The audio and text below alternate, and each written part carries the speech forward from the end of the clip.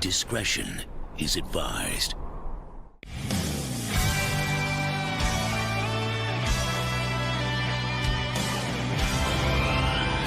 Got your stick. Oh!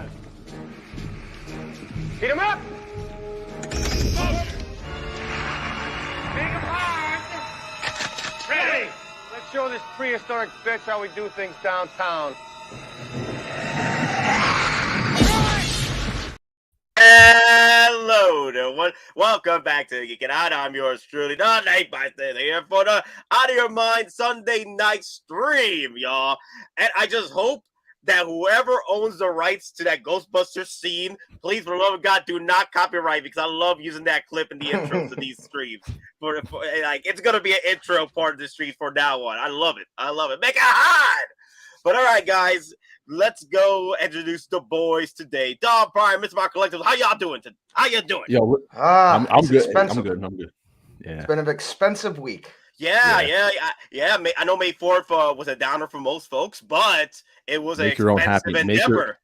Make your own happiness. For most of you, right? Okay, now granted, I did not get all crazy with with the discounts this week, right? Because when I mathed it out, it was roughly about 20% per figure if you bundled it up per figure, which I'm like, I could do a little better than that. So, but I did get that Groot quarter scale for free with that $50 coupon code. Yeah, before Sideshow decided, you know what, we made a mistake. I'm like, thank you for that mistake. I got it. Yep. Oh damn, bro! It was cool for me. I got that for free. You know, I love it. But I know you guys went ham. Like, damn, look at those numbers. I blame Don for half of it. Yeah, when he's like, where do you know where I can get Mando Luke in stock now? And he was like, give me a little bit. And by give me a little bit, I'm thinking like an hour, 2 hours. He'll forget about me. It was literally less than 45 seconds. I had links in my account. And I'm like, oh, man. And then probably about 3 minutes later, I had them secured and purchased. So it was like, yeah. Halo, I gotta love Halorian here. You know, I missed you on that stream, May 4th. Halorian, how you feeling, Nate? You recover from that May 4th N1 tears? Howard still hates Harrison Ford. Where did the N1 hurt you? Okay, just show me where the N1 hurt you, my guys. Come on. We still got the rest of the year. We'll see how things progress. Hey, Summer Showcase. There's still faith. Keep the faith strong, y'all. Keep the faith strong. Oh, you need to pull the Dumb and Dumber. So you're telling me there's a chance line? there's a chance line. Let me see. I don't have that one, but I do have Justice League, the Faith clip, right? Just Faith, Alfred. Faith. If I could bring it up. Where would I put that thing? I'm always losing these clips here. There it is. He'll be here, Alfred. I know it. What makes you so sure? Faith, Alfred. Faith. Real talk, guys. Please, for the love of God, do follow my posts on the community page, because I be dropping coupons for you guys. I be dropping deals for you guys. I be dropping freaking 5-minute blue screens for you guys. Okay, I'm trying to help y'all out, because there are folks out there that missed that chance for that free Groot with that $50 coupon. All right, and people were already hitting me on the chat. Dude, what happened? Sideshow removed it. The Sideshow site is crashing. Well, because they had to fix the situation. They literally was giving out a Groot for free with that $50 coupon. Yep, they had to recode the Matrix. Yeah, recode the Matrix. Yep, that's true. So Jeff has brought up. Let me see, where's my boy Jeff? Where is he? There it is. This disappointment of May 4th release was a blessing. Allowed me to save money. Oh, love to. Exactly. That's how I saw it, because I still got stuff in the back burner I still gotta get. And also, if we look at in the general sense of these releases between April and May, if they had moved Darth Vader and C-3PO for May 4th, it would have been a different situation. It would have been singing praises galore throughout the Empire, right? People would have been not as pissed off if they had moved Darth Vader and C-3PO for May the 4th. But that's here and there. Personally, I feel that I already spoke to Mr. Mom and Don about this. I feel that Sideshow may have had a dealing with that, because maybe last year they saw that the numbers weren't that great because there were so many pre-orders that were hit on May 4th. They were like, let's spread it out a bit. Let's have April for Vader and C-3PO, and then have Clone Wars Palpatine and Clone Wars and Nate Fox. And Nate, like we talked about, and credit to Hot Toys Nightmare for bringing this up. People also forget, man, and we talked about this this morning. May 25th is technically the legitimate 40th anniversary of Return of the Jedi, and it happens to fall on a Thursday.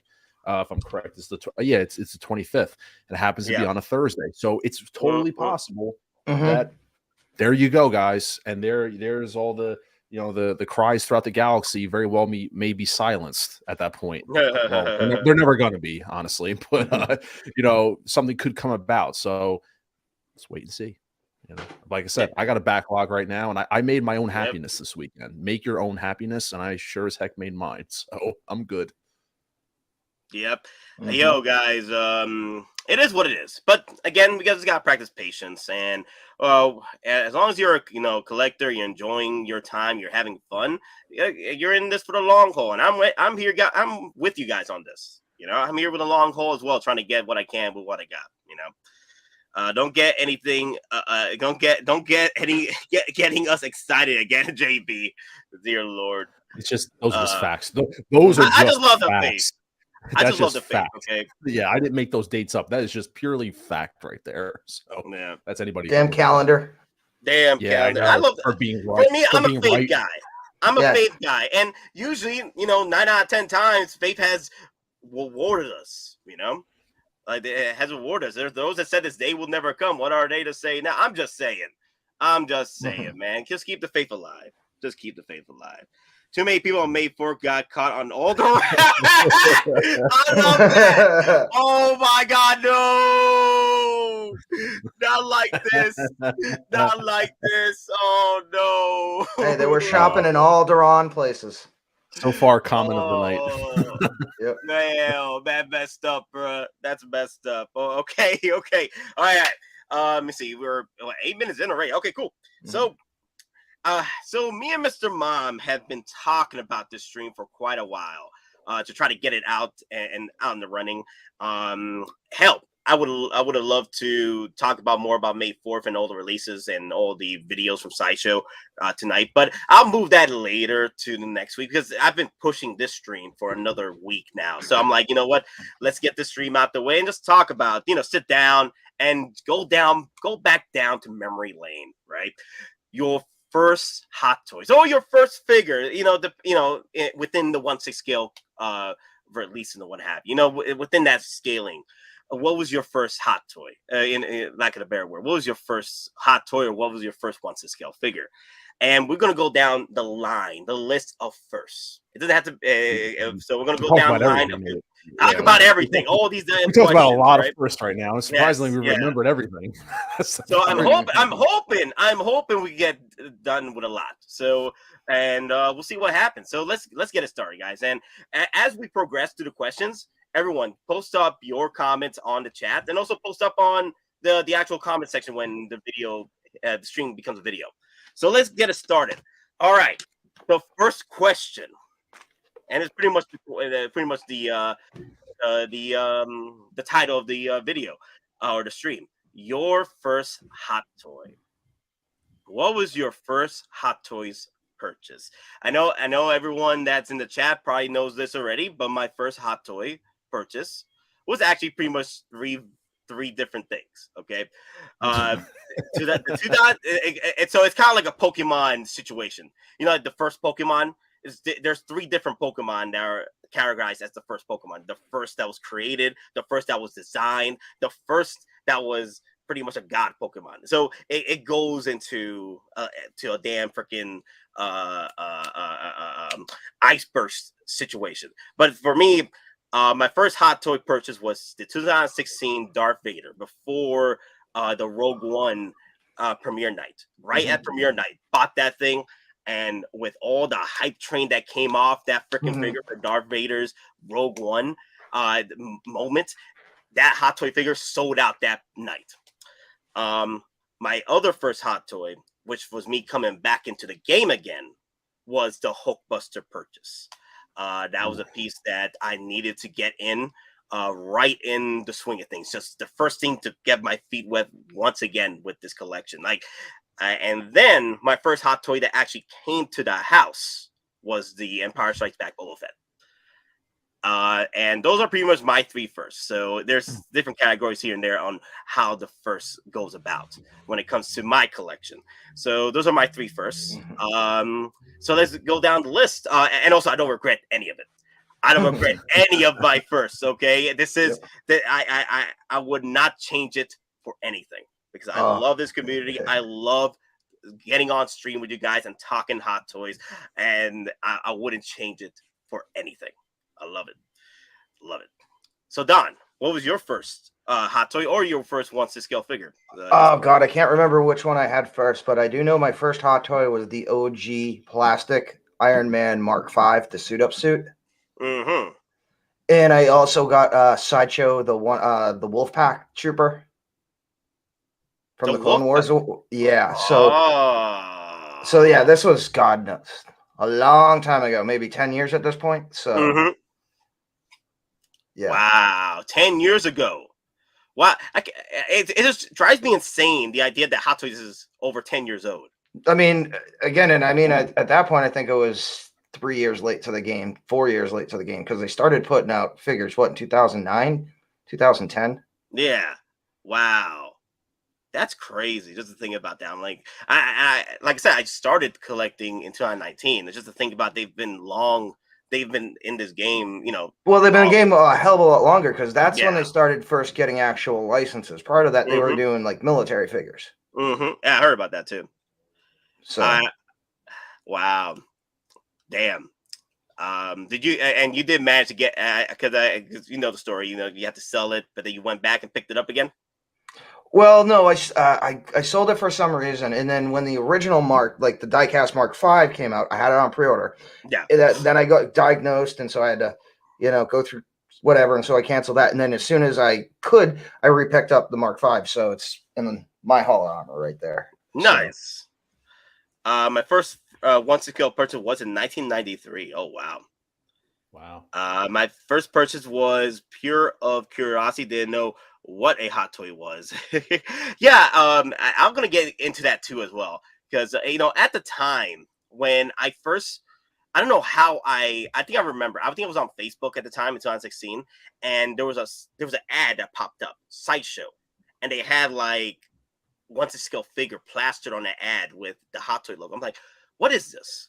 I went in there and the feeling of looking at these masterpiece artworks of figures on the site, that feeling just drove me like, dear God, what am I entering?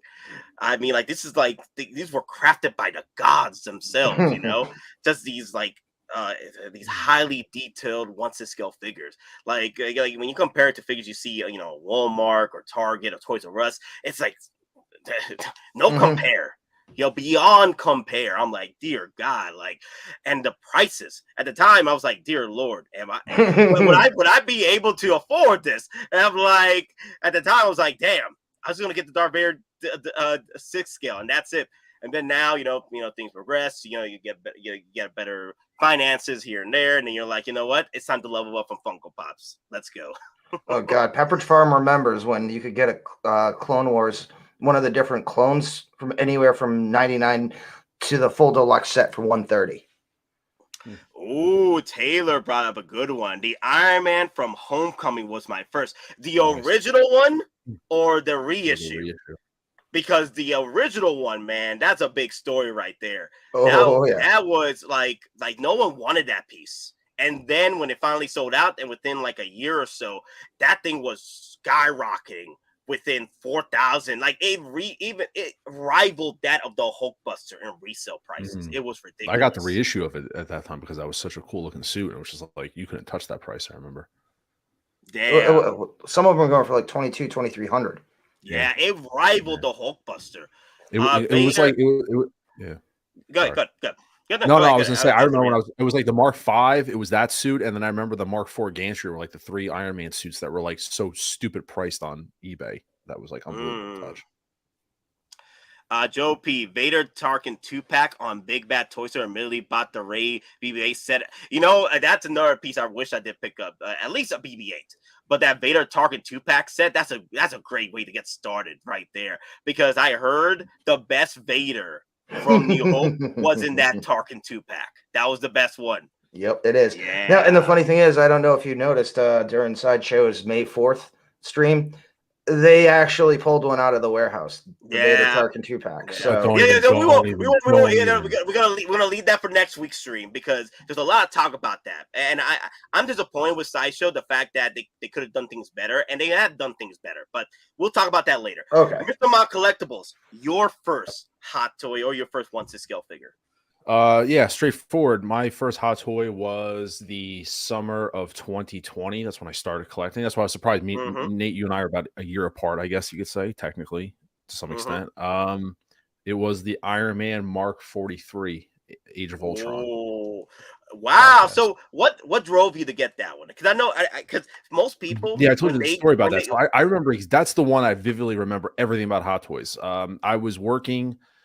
A coworker of mine who I still talk to, we don't work for the same place anymore. He left and I left, but we still keep in touch. And him and I would collect stuff. We worked in an office, and we were collectors. We both love Batman. He actually gave me 89 Batman right there. So he actually gave me this because I had it as a kid. And we got into stuff, and he was like, "Yo, if you really like this stuff, you should check out Hot Toys." And I'm like, "What are Hot Toys?" And he said, go to his website. I was like, "What are Hot Toys?" And he goes, "Go to Sideshow Collectibles." And he said, "Go to Sideshow Collectibles, look up Hot Toys." And, so, and that was the start of it. And I was looking at it, and I was just like, "Oh my God, like, what are these things?" And the price of them were just like ridiculous, absolutely ridiculous. And this was the first one I ordered. I ordered it on a payment plan, 3 months. I think it was like 2 or 3 months. I ordered it, and then that was the start of it. But at the first, I didn't understand the whole logistics of them. I didn't understand why they were the money. I didn't get why they were so overpriced. I thought they were ridiculous. It was one of those I just didn't understand it. Like, why would I spend $300, $400 on these things? I don't understand why. And I had those feelings of a person that didn't know anything about them. Like, I'm sure everyone's gotten them, that when you try to explain something like Hot Toys to somebody and they try to like throw all that at you, like they're just, I don't get it. And then I'll never forget when I ordered it and I got it to the house and it got delivered. I honestly forgot I even ordered it because it was like 2-3 months. I had the thing paid off, thing got delivered. And I remember looking at this, and like a die cast Iron Man was like the first one. So it's like the heaviest figure you could get at the time, I guess. And I remember opening it up. I'm like, what did I just do? And my wife is standing there and she goes, "That looks expensive." I'm like, no, don't worry about it. Don't worry about it. It's not expensive at all. And I remember telling Nate, chill. Yeah, chill. Don't worry about it. And I remember like opening it up and like, and everyone jokes, like there's a smell involved. There's like everything involved to the process. Like there really is, like no joke, but there really is. And then the head sculpt, I was just like blown away by everything. And like, I'm sitting there like a noob reading the instructions on like, what do I do with this? Like, how do I put that in? Like, and then what's funny is that my nephew's birthday was like 2 weeks after, or like, within 2 weeks, I should say. And he was a huge Iron Man fan. And my wife's like, "Oh, that looks good. How much you pay for that?" I was like, "I don't know, like $100 ish." And she's like, "Oh, I think I don't want to say my nephew's name, but he's like, oh, so-and-so would like one. Maybe you should get one for him." I'm like, nah, it's okay. Thank you. No, chill. No. He don't need this. No, don't worry about it. And No. That's kind of how it started. So, and I sold it. I did sell it. Stupid mistake. I did sell the figure early last year. No, the year before I sold it, and I was rearranging my collection, pieces I didn't think were big deal. sold the figure, and about a couple months later, I was so upset that I sold it that it came back up on a daily deal. So I got it for a daily deal. Plus, I had rewards. So I think I paid like $210 out the door for it, I think. So I got it back in the collection. Biggest regret of Hot Toys. And so I was able to get a second chance, which we don't often get in this hobby, so to speak, because of the way prices are with stuff. So I'm thankful I have it back in the collection. And it's prominently displayed first up front. Yeah, because you know, most people. I want to hear your story about it, because most people, when they even consider getting a Iron Man from Age of Ultron, is either a Hulkbuster or the Mark 45. Using the Mark 43, they're like, you know what? I don't need the Mark 43 because there's already a. I don't think they were available, right? I don't think they were available. Yeah. These were reissued. No, the Hulkbuster was. Hulkbuster was available in 2020. I've seen that. No, it's reissued. Yeah, that was reissued. Yeah, the reissue. But that thing was going for like, you could only get it like on 3 payments of like $300. It was like a car payment. Like, it was out. It was available. So I think if I'm not mistaken, this was like one of the only Iron Man figures that were actively on Sideshow. That was like, if I remember it correctly, it's one of the only ones that was reasonably priced. I mean, I remember the ones that got away, but yeah, compared to like the Mark 85s and the Neon Techs, this was the more reasonable of the prices. And I like the color. I like that. I like the color scheme on it.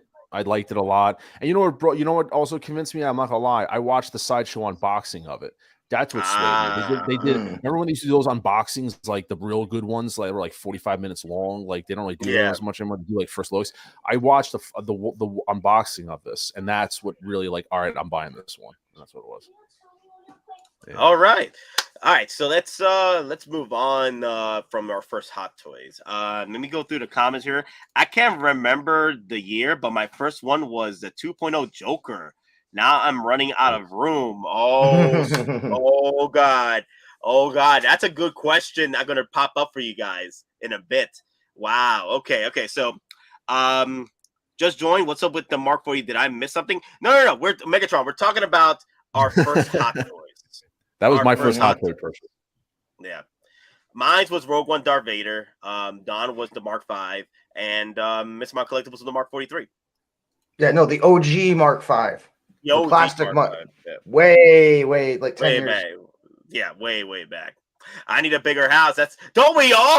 Just for a Hot Toys. Can you imagine that? The reason why you need a bigger house is for more collectibles? Not for family, but for collectible. Well, my collectibles are family. What are you talking about? Yeah, it's like, crap. I gotta start actually getting a plan together to finish my basement. So yeah, just for more collectibles at this point. But all right. This is gonna hit hard, guys. Your first Hot Toys regret. Your first Hot Toys regret, guys. It could be either One Fix or Hot Toys. Wait, so you're saying a purchase that we made that we regret doing, or either it's a broad statement as far as a broad question. It's a general question, generalized question for everyone. It's a big question, but honestly, your major regret it either has to do with a purchase, has to do with a figure that got away, that you sacrificed for another figure, but you regret it to this day. Yeah, it could be any number of things, but the most that you regret in your memory, the most that you regret. For me, I know some of you are gonna bring up the anime Boba Fett, which I'm not gonna bring up now because that is just I bring that up all the time. But the Matrix Neo, this piece here was a piece that the one that got away situation. This piece was on Sideshow when I came in 2019. This piece was there. I was there 3,000 years ago, and I had to make choices back then. I wasn't like collecting like a madman like I was today. I had to make choices. I had to make sacrifices, right? So the Neo over here, I had sacrificed this Neo so I could get to John Wick. Because I enjoyed the John Wick movie, I enjoyed all the accessory it came with. I felt that for the price, it was more bang for your buck compared to this Neo and stuff. And I'm like, you know what? There's not other figures out for Neo, so why do I need to get this? I had made up a lot of different excuses and whatnot to see why I need to sacrifice this Neo, right? And this piece, to this day, because here's the thing, because freaking Hot Toys, you know, they love to reissue or reintroduce batches. They brought back the freaking John Wick a year later for John Wick 3 movie. And this was a John Wick 2 figure. And I was like, damn it, Hot Toys. If I had known, I could have picked up Neo first and then worked my way to get John Wick when it was re-released for pre-order on freaking John Wick 3. Because there was no John Wick 3 figure. It was just John Wick 2. So they were like, you know what? Let's get into it. You know? Damn. It pissed me off so freaking much, man. Wow. But it is what it is. I've learned my lesson now that going forward, I'm going to collect everything. It doesn't matter. It does not matter. Okay? I'm going to collect everything. It does not matter. Okay? It doesn't matter what your name is. It doesn't matter. Okay? It doesn't matter the numbers, the cash, the time, getting everything. Okay? So I won't regret it. That's what I've learned. That's what I learned. It's a bad lesson, but yes, I've learned. It's a bad lesson for me going forward. Anyway, Don Prime. Oh, all right. Your regret. All right, so I've got one regret is that I sold all these figures, which are essentially like Grail status now. So, and again, 3 of these are from Rogue One because at the time, like a lot of us thought they were never going to finish the line. So I sold K2SO. K2. I sold Jin. Okay, no wait, it's 2 of them. And then from what was it? The like the gunner, the Imperial gunner. Oh, You're breaking my heart, Don. And then the redesigned T800 endoskeleton from Genesis. Oh, Genesis, no! Okay, I'm gonna bring that one up. This is a beautiful piece, guys. The Genesis one. Dear Lord, no, Don, no. It's like I've sold more grails than some people get in a lifetime. No. But again, like some of this is like 4 or 5 years out. So. Oh no, it breaks my heart. This was beautiful, bruh. This was beautiful. Wait. Was this diecast? No. Okay, I'm about to say though. They should make a diecast version of this though. Real talk. Well, I mean, and I'm gonna be honest. I know a lot of people love this. For me, it's not. And again, part of the reason I did get rid of it because it's not the original T800 design. You know, and for me, it just didn't seem right. Again, because it doesn't have the classic T800 from T1 and T2. Even T3 still has that same lineage, even though it's a more advanced model. But I just, I didn't like almost like the reverse star style shape of the chest. So yeah, damn. This is the one that people hunt down. This is the one. And whenever it pops up on freaking eBay, man, it's like, dear Lord, everyone just starts trying to hunt it. Wow. Oh no, not like this. Not like this. And then the funny thing is, ouch, Don. Only one I really regret selling is the Hoff Snow Trooper. No. Go ahead. Yeah, Don. the 2-pack. Well, I was just gonna say the 2-pack for that's going for like $1,700 now. Oh damn. But yeah, no, there was a guy. He is actually making I don't know if they were recast or his own design, but they were also making the plasma rifle. You know, the M40. Yeah. But so I actually got that. So it just didn't look right to me. What? So I mean, why, Don? Why? Oh damn! This hurts me. But yeah, like TX Boy is kind of like the same thing. It just doesn't look kosher to me. You know, especially if you grew up on the original 2 movies. Yeah. Damn. Wow. This is a good one, man. This is a good regret right here. Dear Lord, man. This is a beautiful piece. Real talk. This is a beautiful piece, man. Wow. It's okay. It's okay. This too shall pass. Maybe one day we'll get that glorious Terminator diecast reissue 2.0 like they did with the RoboCop. But then again, no, it's one of those things. It's like the cosmos works in mysterious ways. And then half the reason I got my Tark Invader 2-pack was because of kind of a mistake. You know, Toy Dojo, they had one left, you know, and had contact me. He's like, hey, you want this? And I'm like, yeah. So Wow, damn. But all right. Let's move on to my boy, Mr. I won't Mom speak until Collectible. you find the photo. I sent you a private. I sent you a Yep, private yep. message. So I'm going to tell the story, and then Nate, you tell me when you're ready to pull the photo up. I can tell a little story real fast. So if you see it, All right. so Give me yeah, no, I got a quick story for mine because there is other regrets, but this is one, and then when you explain the reason why. So when I started collecting in 2020, I was really heavy into sports memorabilia. So I had like a bunch of autographs on the wall, jerseys, da da da. It was just like it wasn't doing anything for me. So to initially kick off my Hot Toys funding, I sold my memorabilia collection, just sold stuff off. So I had a lump pile of cash, a couple $1,000, let's be honest, because I traded one hobby for another. So obviously I have a pile of money sitting there. So I'm going through, bought a couple of Hot Toys, which I'm sure we'll get into. Like I even know like my top 5 first Hot Toys purchases, my first Grail and all that stuff. So I had a chance to get these, not Hot Toys. And once again, this being such a rookie, I didn't understand the appreciation of value of thinking that, oh, this is ridiculous. These are too much money. I would never get these. I get them cheaper, not knowing that companies don't always reissue stuff, didn't know the fundamentals, understanding you don't know all that stuff. You don't understand that even now today, what are we 4 years later, 3 years later, that they still are not going to budge. And there was a part 3 movie that came out in 2021 that ended up skyrocketing the price of these. And I had the chance to get them at a beyond unbelievable price. Yeah. Yep. Yeah. And you, yep. These were your regret, huh? Damn. Yeah. These were on Mercari for like $1,500 or less. I've seen them on eBay for like $1,200-$1,300.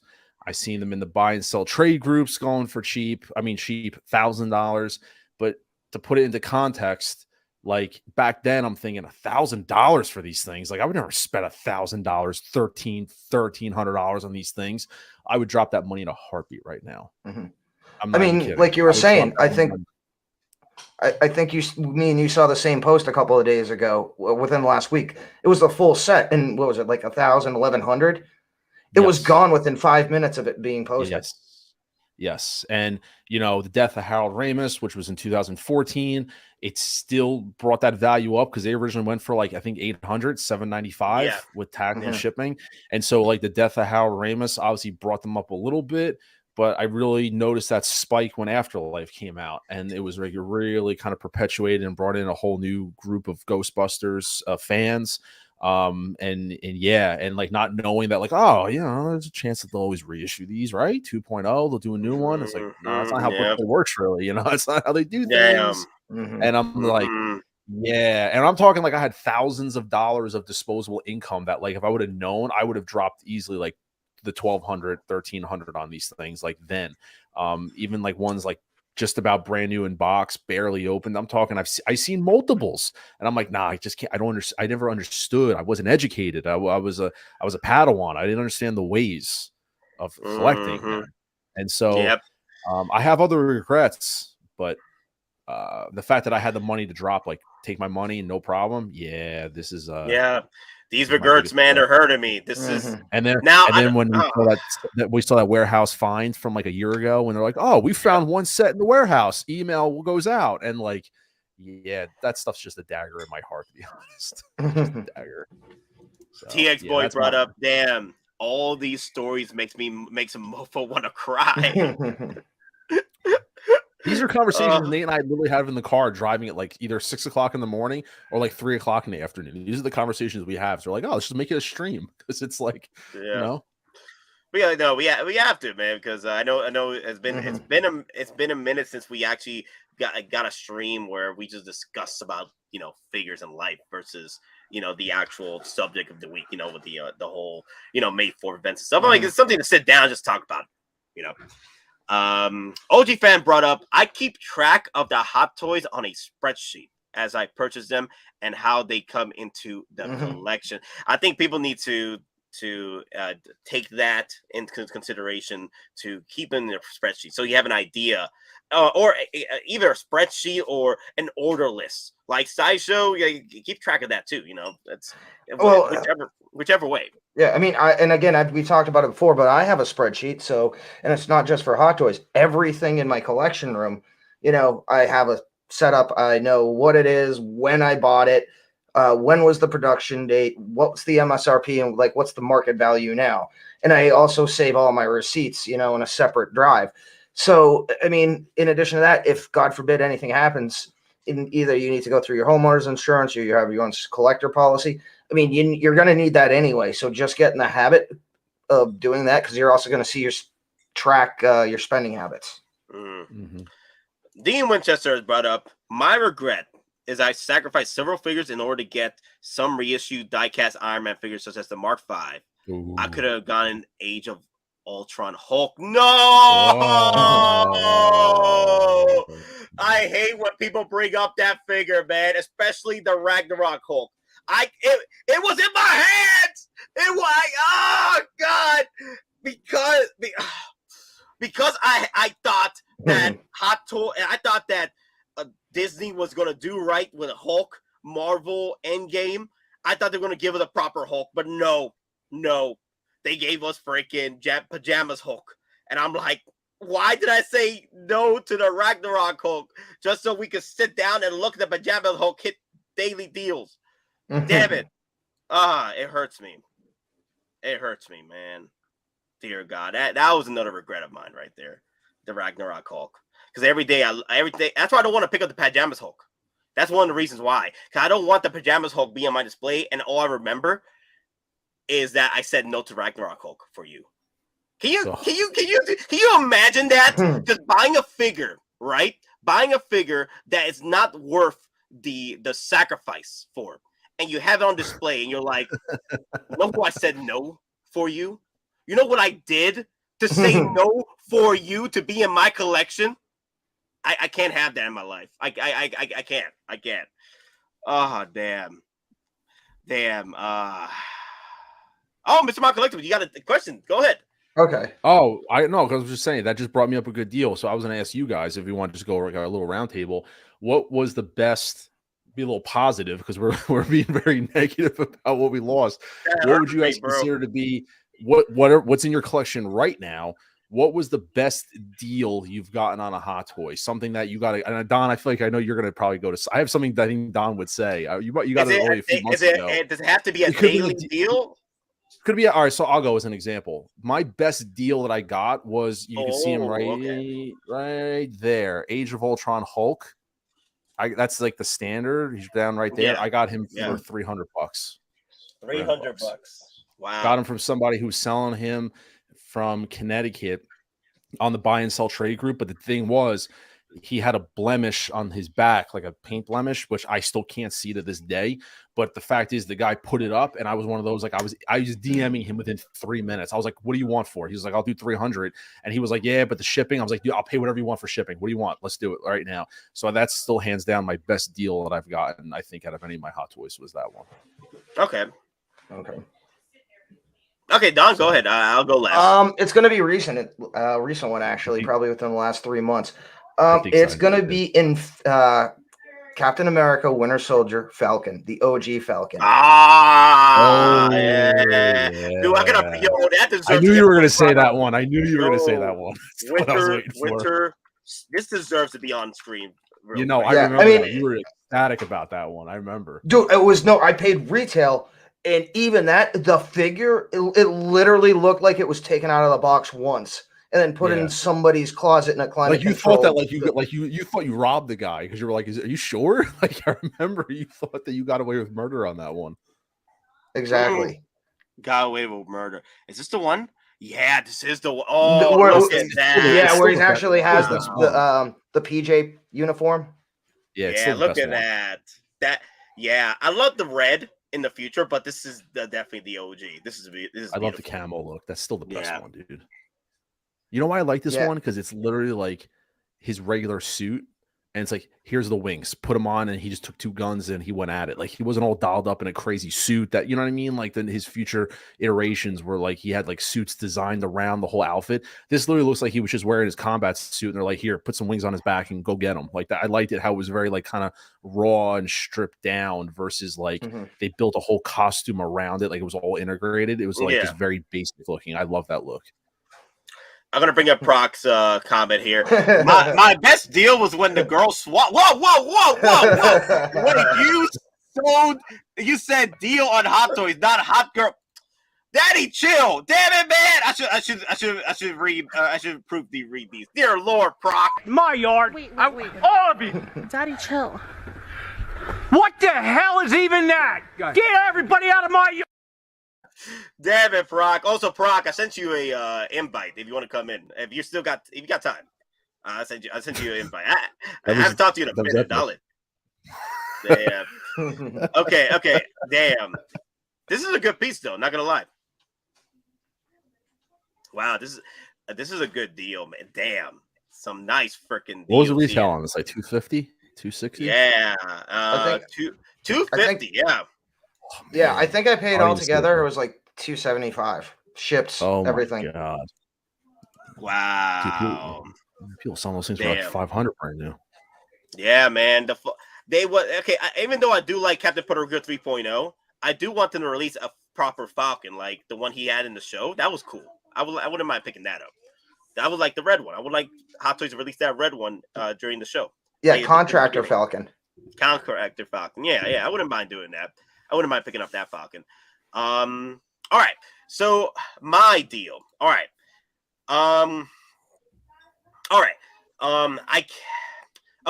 cannot include freebies or when I got my refund. Yeah, I can't do a freebie or a refund back because one of my figures I got refunded was a Arnold Schwarzenegger Terminator DX 10.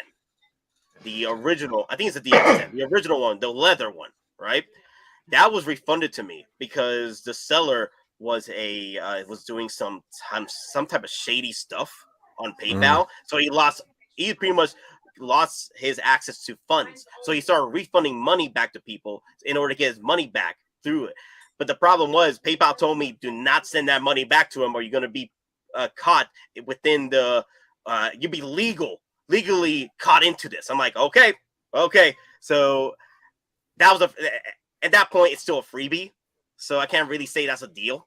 So no, you got it on a technicality because you didn't want to get involved in a money laundering scheme.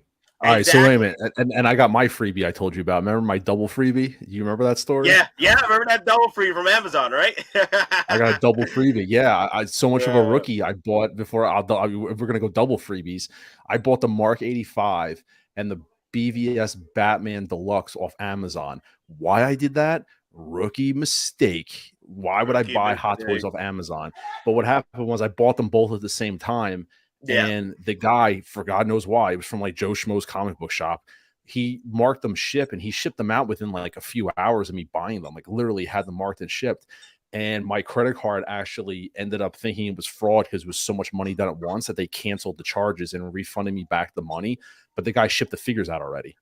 So I got the figures and I tried reaching out to the guy and I couldn't get the guy's shop on Amazon because I was going to reach out to the guy. And I called my place and they're like, don't even like it's taken care of. I was like, I don't know what that means. But they're like, yeah. So I technically have the 85 and the BVS Batman for free. Oh, broken. No, broken. This charge happened like the charge was already made. It was within 4 months. I had the figure for 4 months and then I got refunded out of nowhere. Like literally, it didn't like happen overnight or within a few weeks. No, I bought it in December, right? And then I got the refund at some time in spring or close to summer. And I was like, what happened to this freaking refund? What's going on here? And then, the rest is history. Mm-hmm. So I got the refund within 4 months. It was crazy. I'm like, why do I have $400 back in my account? I spent $400 on that damn thing. Yeah, but I don't know. Okay, so my best deal was the Chirrut Imwe, a deluxe set. That was, I think, is the best deal I got. was the Tyrion Inway Deluxe set for $300. Wow. And at the time, this piece was going for $500, $600. But that's why you guys got to go and search out online stores, because you never know. These online stores overseas that can ship out to United States fairly easy. This just takes a few months. They may have a deal. They may have a deal that in stock, right? May have a deal for you that it's going for pretty much retail. And at the time, the Tyrion Inway was going, and that was like in 2020. At the time, I was hunting this down with Moz, and Moz helped me out to get this piece. This piece was going for literally $400, $500 on eBay, but I got it for $300 deluxe set. And this is the deluxe set. Some of the $500, $600 are figures that are just regular edition. So yeah, I think Tyrion Inway was my best deal. Yeah, for $300 deluxe set, Tyrion Inway. Yeah. Wow. Another good deal I got was the Tumbler through Sideshow's Seconds. Oh, wow. Look at this. Sideshow has 15% off, and the site let me use my 15 off military discount on top of it. Oh, my God. 30%er? You got hit with a 30%er on the Tumbler? No freaking way. No, at that point, you use one, it's 85. Then it's another 15% off that 85. So realistically, it's more like 22 and a half. 22 and a half. Okay. I'm about to say, shoot. 15% off, and then the site let me use 50% off again. Dear Lord. My best was getting the Attack of the Clones R2-D2 for retail. Oh, shoot. Yo, shots fired, Barrett. Shots fired, Barrett. How dare you? How dare you? Too soon, Barrett. Too soon. I picked up. Real talk, Don Prime. I think we have a few minutes. Discuss what you've learned so far with Toy Dojo, and let the people know what's going on. And just real quick, yeah. So I also picked up an R2 this week as well. I had to pay a little overage, but literally I'm paying only like $35-$40 more than if I got it from Sideshow shipped and all that. All right, so Toy Joe reached out. So long story short, Sideshow is going to be allocating more figures going forward. Now, going forward, it's going to depend on what the character is or what IP, the popularity, how many, total figures were made.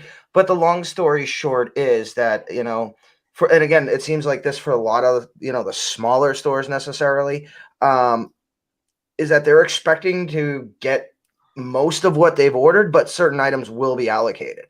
And again, that's not just for him. It seems like for the smaller places. And again, he's said that, going forward, it's becoming kind of an issue for some of the smaller stores to even, go forward with the pre-order process, because they're not Sideshow's not guaranteeing or giving him a number that he can put up, potentially.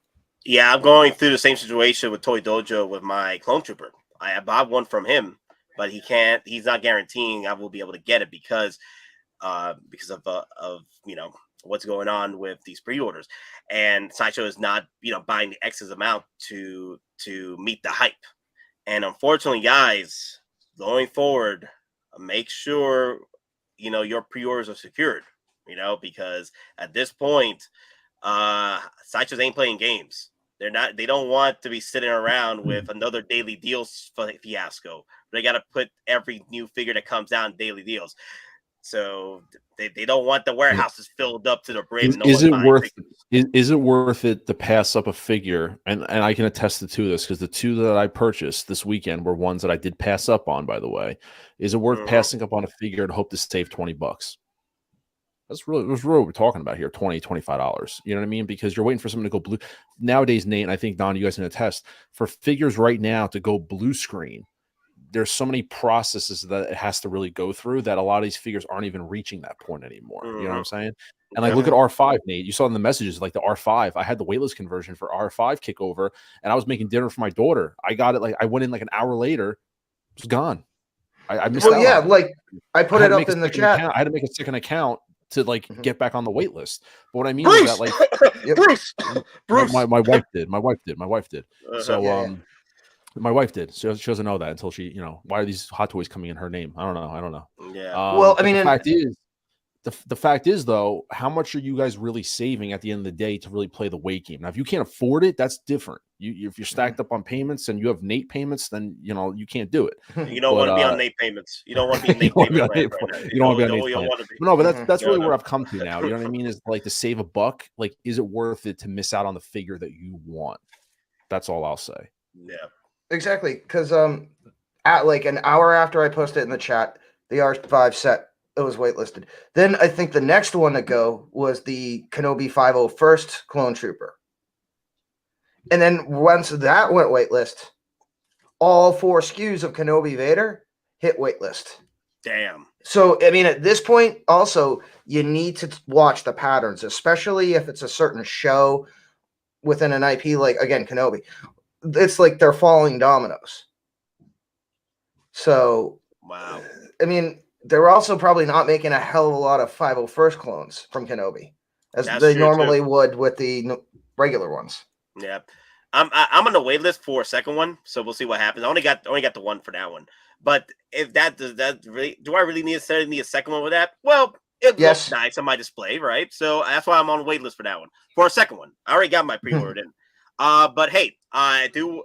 So let me see. What was I going to bring up here? I think we're good on this discussion here. Okay, so guys, think for your future and see which figures you want to pre-order, because they're not lasting that long anymore. You got 4 to 8 months, 4 to 8 months with most of these figures. Some of them sooner than 8 months, like 4 months or 6 months.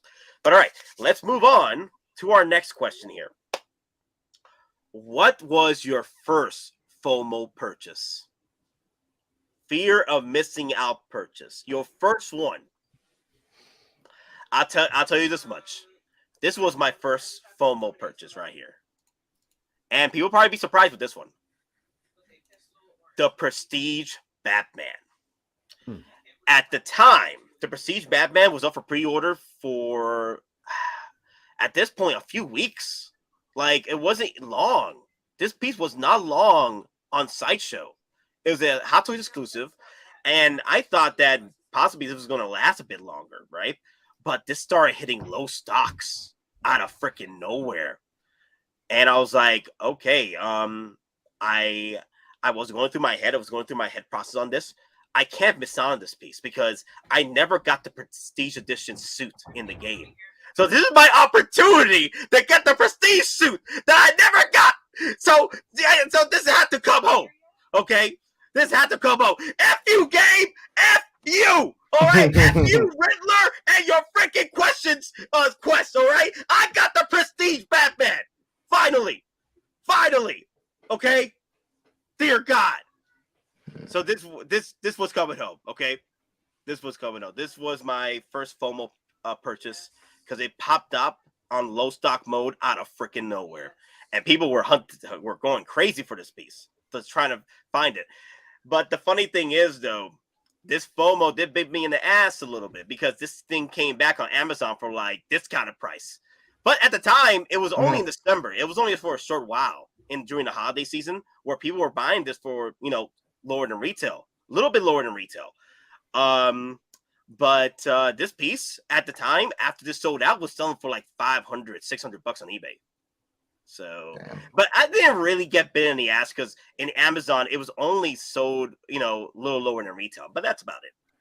But yeah, this was my first FOMO purchase. And I think I bought this, was it 2019 when this got released? It was either 2019 or 2020, this got released. And the FOMO started rushing through with this piece when it started hitting low stock. It didn't last the night. But I know this is not the greatest posing figure of all time. I know. I get it. It's not the greatest. But, oh no, Jonathan O'Cade. You brought up another one. Hello, my first FOMO solo mole converted on waitlist. No regrets. Okay, you know what? You just reminded me something. No, I have another one. Yo, of course. I have another FOMO. No. I have another FOMO. Nate can never answer something direct. It's always multiples. It's A or B. And then slide in the C. Wait. He reminded me something. You guys don't know the struggle with this piece, bruh. Yo, this okay? You remember when the FOMO started happening for Attack of Clones figures? Yeah. Where it was selling out left and right from all backup sites, right? Yep. On Sideshow that freaking morning. You know what happened? You know same thing happened? The Solo Mud Trooper. Everybody was losing their damn minds with this. Everybody know about it. I did not pre-order this. The moment freaking Justin dropped a review on this thing sold out everywhere. Everybody. Thank you for my boy. Oh my God. Thanks to my freaking boy. He hit me up about Comic Concepts. Right, Common Concepts had this, one of the final ones, low stocks. I rushed in so fast. I had to pre-order it right then and there because this thing was sold out everywhere, bro. Every freaking where. Oh my God! And this is my first time going to Common Concepts, and I was like, "Am I ever going to get this?" And, of course, I did because I would do, man. Dude. Well, and if you remember too, I actually talked to Ed at Toy Jojo. I'm like, hey, if you got any extra, if you can you set me up with a second? And I think this was like one of the first figures of Sideshow actually were allocating specifically Star Wars figures to stores because they were basically like the retailers were told there's no more to be distributed. Like every single one of these figures is allocated for. So, but yeah, I definitely remember that. Dude, man. It was pandemonium on Facebook pages. Everybody asking for a way out. One way out for Solo freaking Han Solo Mud Trooper. Dude, man, this would have been a nice piece to army build. But nah, that wasn't the case. I only got one. So it is what it is. It is what it is. Before we move on, Broken brought up Kenobi Vader is real FOMO day one pre-order. I had just missed the Arena Boba Fett, so I was not going to take any chances with Vader. Coruscant Boba is another one. Ooh, yeah. Moment it hit blue screen, I pre-ordered. Dude, I still paying off that one. I think I only have 3 payments away with that one, man. I've been paying it off since last year. Dear Lord. Which one? Yeah. The Coruscant Boba Fett, the one from Book of Boba Fett. Oh, okay. Yeah. Wow. But all right. My FOMO buy was Commander Cody. No regards. No regards. No regards. No regards. All right. Okay, guys. I'm done. Okay. I woosah. You know what? I haven't used the woosah line in a while. Let's bring up the woosah. Okay. Woosah. Which one though? Is it the head kick or the actual one? No, the head kick one. I have the head kick. Wait, did I remove it because it was getting copyrighted? No, here it is. Woosah.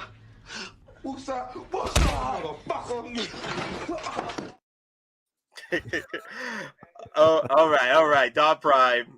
Let's go. All right, hold on. Your first FOMO. All right, so it was actually Hoth Leia. Ooh, damn! Like original restock. Here, this is a little caveat. So, I was at Disney at the time, and so this was when Hollywood Studios was still good, and the launch bay was actually inhabited, and they had a couple stores in there. And so, in the big Star Wars store at Hollywood Studios, they had Sideshow stuff. They had like the statues, premium formats, but then they also had Hot Toys. And you'd think it's Disney; they're going to jack up the price. No, it was literally just like $5-10 more after you put everything in. No, at Disney, yeah. No, Don, stop lying. No, stop and lying. I literally walked out with Hoth Leia from Disney, from Hollywood Studios. Disney didn't know what they had. Disney did not know what they had. Or it might have been under contract because everything was basically Sideshow price. Because at that time, though, Sideshow was distributing for Disney. Now, that's not the case anymore. You will not find official Hot Toys or Sideshow products now in the parks. Wow. That's ridiculous, man. Because I got my Hoth Leia, right? I got my Hoth Leia through Sideshow when it was restocked out of freaking nowhere. So, yeah, she came, it was a warehouse find. I remember back in the days where warehouse finds were just warehouse finds. They just posted them up on the site, and then whoever was there lucky enough to see it, they would buy. I miss those days. I miss those days of warehouse finds back in 2020 where they just posted it. They just posted it, you know? And yeah, damn. Wow. Only $5-10 over retail. That's crazy. Yeah, I mean, but then again, I unfortunately had to pay tax because I was in Florida. But yeah, I mean, literally walking out of it in your hands, it's like it's so much a weird feeling because you're used to just buying them online, but then like actually seeing them in a store, you can handle the box, you can pay a cashier, and then you walk out with it. It's actually a totally different experience. Wow. Damn. But alrighty. Mr. Mark Collectibles, what is your FOMO? FOMO. I have it actually right next to me in a second.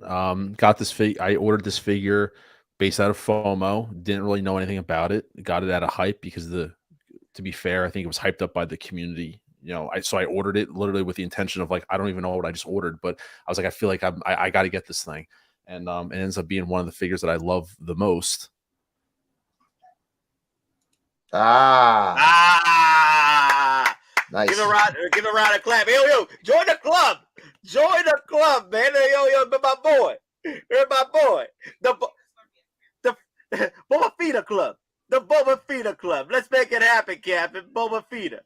Yeah, the Boba Fett Club, man. Yeah. So, this was like really still at the cusp of I wasn't really into Hot Toys Star Wars as much, but I grabbed this thing because I was like, oh, this looks like something that's going to probably honestly, I grabbed it just because I really don't even know why I got it, to be honest with you. It wasn't necessarily even say the intention to flip it or sell it or anything like that. I just got it because it was hyped up like, oh, this is going to be a big thing. And I know this thing sold out quick. I had it, paid it off. I don't know, like a 2 or 3 month payment plan. And then, yeah, ever since I got this thing, it's definitely one of my prized jewels in the collection. 100%. I absolutely love this thing. And then this was my first Boba Fett figure too. This is my first Boba Fett. And then this got me down the path of collecting Bobas. And I think I have like 5 Bobas. The 2-pack, I have the Empire. Yeah, the 2-pack, the Empire. And then this one. So I have 4, if not 3 of them. But yeah, so this is my FOMO purchase right there. So wow. I don't know why I honestly don't know why I bought it, but I love that I bought it, if that makes any sense. That's a good FOMO purchase right there. Because I remember. I have no idea. No idea why I got this thing. I remember last year we were preaching to the choir for folks out there. Do not play games with this piece. I was saying it every damn morning ever since it got teased. Like, y'all don't know what's coming.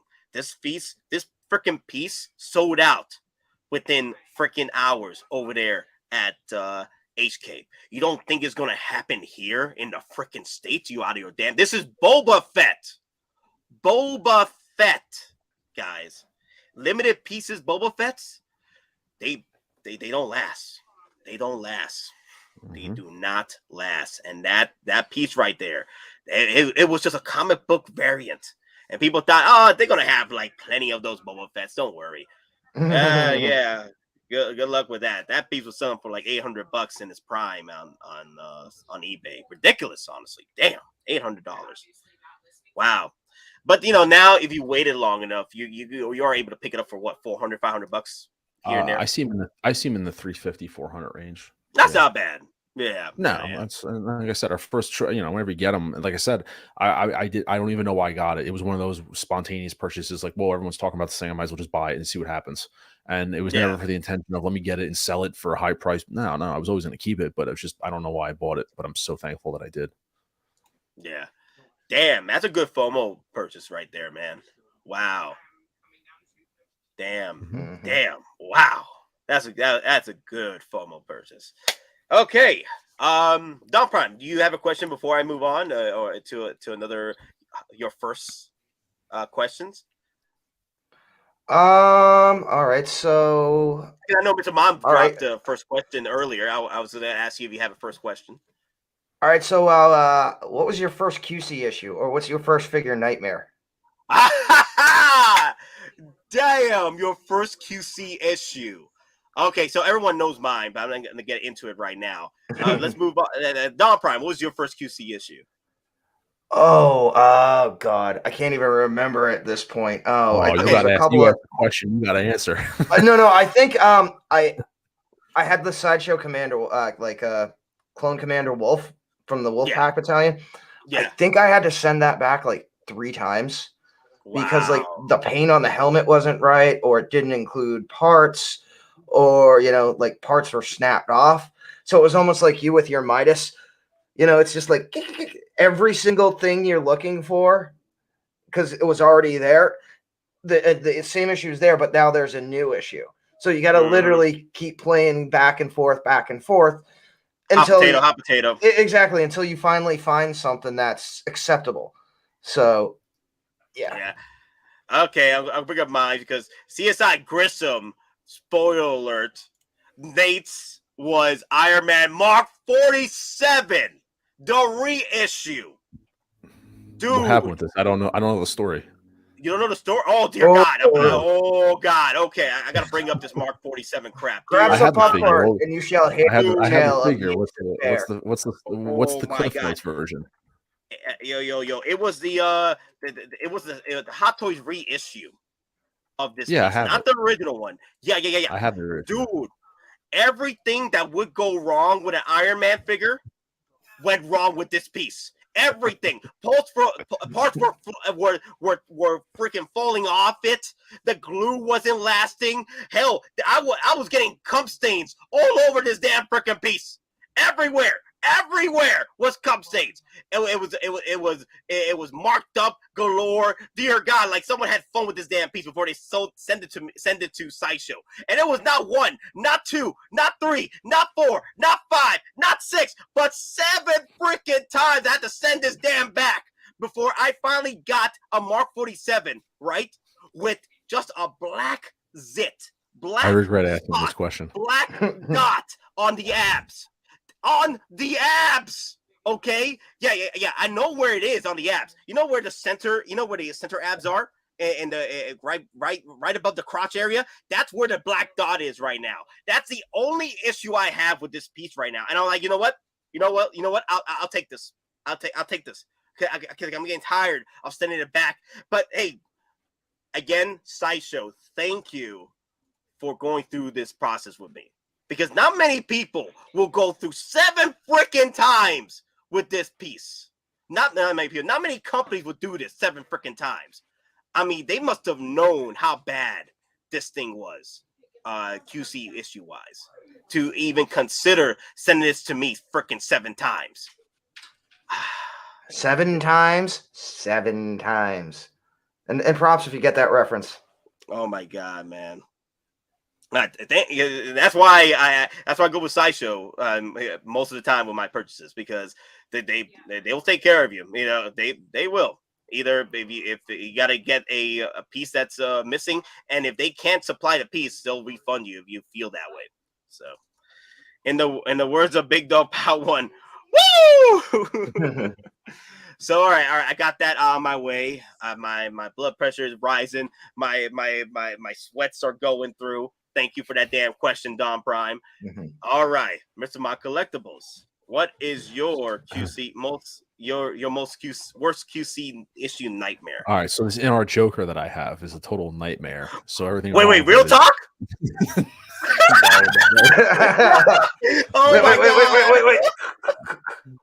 No. Got you lined in. Oh my! I was like, Mr. Mike, you actually got it? Oh my God! No. Oh my God! I'm living vicariously through other people. Shots fired today, Mr. Wow! Kill shot! Wow! So I've been lucky. I was like, damn. Yeah. So if you count the DeLorean, I never went through. I mean, the DeLorean is what it is. I had the crack, I fixed it, and then I got money from Sideshow. So if you want to say like that was a pretty one, you know what I mean, like a quick resolve issue. Probably the only QC that required me sending something or contacting them was my Chrome Mando. So the Chrome Mando, when I got the figure, Chrome Mando Deluxe, I was on stream. I was opening it up with Connor and CNB. It was after his stream. I'm sitting there posing the figure up. It was sitting right here, and all of a sudden I go to move it, and like the ankle and the whole boot just fell off the figure. I'm like, what is going on here? And I was just like, they're looking at me on camera, like that doesn't look right. And I'm like, yeah. I was like, they're like, can you bend the other one? So the other boot, I can like bend it like normal, and the other one, once you like went a certain degree, it just popped right off. So Connor was like, just hit up Sideshow, they'll do like a replacement, or they'll. So I did that through them, and then like I said, I've never done the replacement process. I thought they were going to send me like a raw body that I would have to like take all the components off, like because it was hard to determine whether it was a ball joint or something. They sent me a complete 90% Chrome Mando. They're like, here, take another figure. So it's like, okay. So I took the other figure, and the only thing that was missing was the shoulder cauldrons. That was it. Was the shoulder cauldrons, and I actually got both of those. I pieced each one of them out on Monkey Depot. I got one at one point, one at the other, and I used the Pedro head sculpt for that one. So I have two Chrome Mandos, one that's OG, like original Chrome, and then the one I got, I actually removed all the weather off of it, so he's nice and shiny in the, so the light hits him nice. So I did the wear removal on one of them because, and for those who criticized and when I took my Mando and dunked them in the water, waist deep in the water, and I was on Instagram showing pictures of my figure, half in my lake behind my house, and people were freaking out. I'm like, that's the broken figure. So I used the broken one to my advantage. So anytime I want to put Mando in water, it's the broken one, people. So I'm not going to take, my perfect figure and put him in the water, but it's my broken one. So I do have two Chrome Mandos. So that's my only. Thankfully, I've had a track record of no Mark 47 issues. If people had issues with if people had issues with that, man, don't watch the Nobi streams, man, or videos, man. He'd be putting his Tuscan Raiders in water. like even the water. Even the sideshow Grievous that's like falling apart in your display cabinet. Like mine's still. I mean, oh, look at that! Yeah, he's still there, falling apart. I'm still wondering when he's gonna actually fall onto the display. I actually might have to actually fix him once he falls completely. But yeah, like even that one, I haven't had issues with it because I knew I was getting myself into it. The figure, I haven't posed up. The only thing I had an issue with him is that I finally got the Grievous fall off the shelf where I came in one day. I think it was like 2 weeks ago when I was doing your stream, Nate. I saw him laying on the floor. I was like, oh, finally. So, yeah, good times, my boy. He just enjoys watching the streams. That's all it is. That's all. Yeah, he likes the conversation. Is his head laying against the door? It looks like his head is laying against the door. I can't. I think it is. I think it is. Tap the green screen real quick. Denobi turned Blurg into a submarine. I remember him saying he had to like drain it out because water got inside of it. He had to like drain the thing out. I love that, man. That was great. It was like a freaking shark roaming the oceans. Ah, damn. All right. Land piranha. Lamparada. All right, guys. Here's another question to hit you guys with. Your first Grail purchase, but there's a caveat. It has to be over retail. It doesn't. So at this point, it didn't matter how much this piece was to you, right? It doesn't matter how much this piece was price-wise. You had to have in your collection Grail-wise, right? That's the caveat. Now, you can say that you still got to deal with it, but it has to still be over retail. It doesn't matter if it's still a deal. It has to be over retail. For example, let's say for me, when I purchased my first Grail, right? My boy freaking Yondu. This piece, I tell you, this piece, when I first started collecting in 2019, Christmas of 2019, going into 2020, this piece was going for $500, $700. It depends on the deluxe or the regular edition.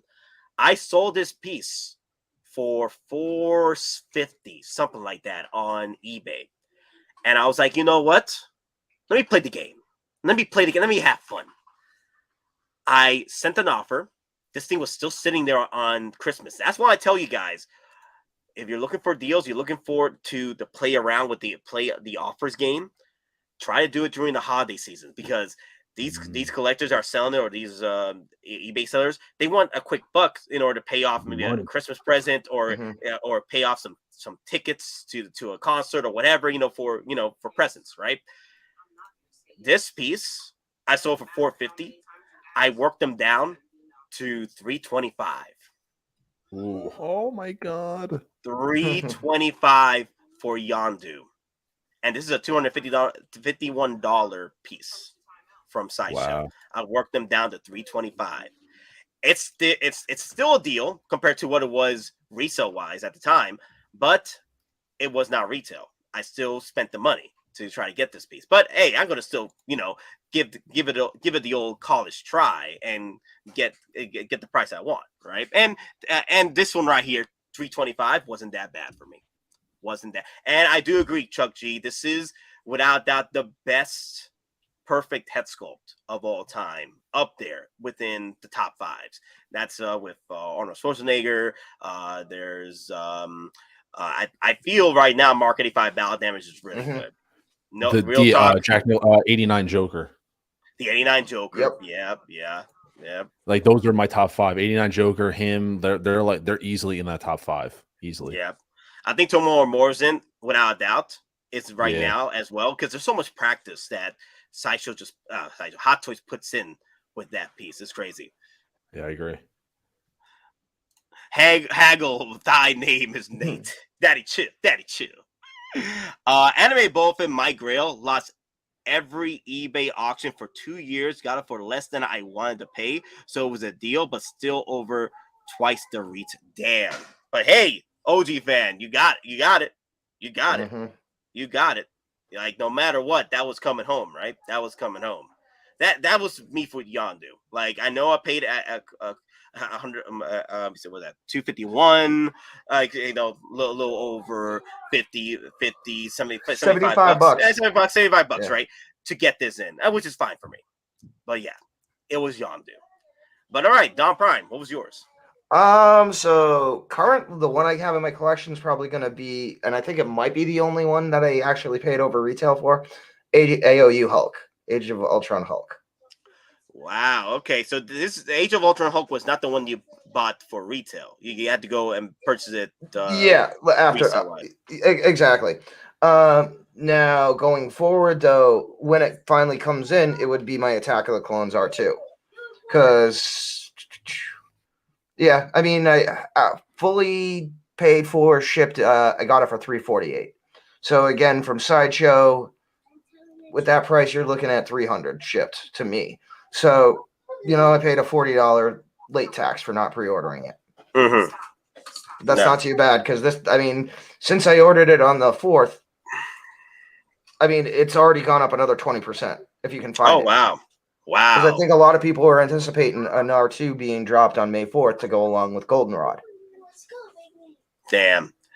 MV Dyson says, my grail was Batman Returns 2-pack. Ooh, I paid too much for it, even with a good price relative to market. Ooh, damn. Sacrifice.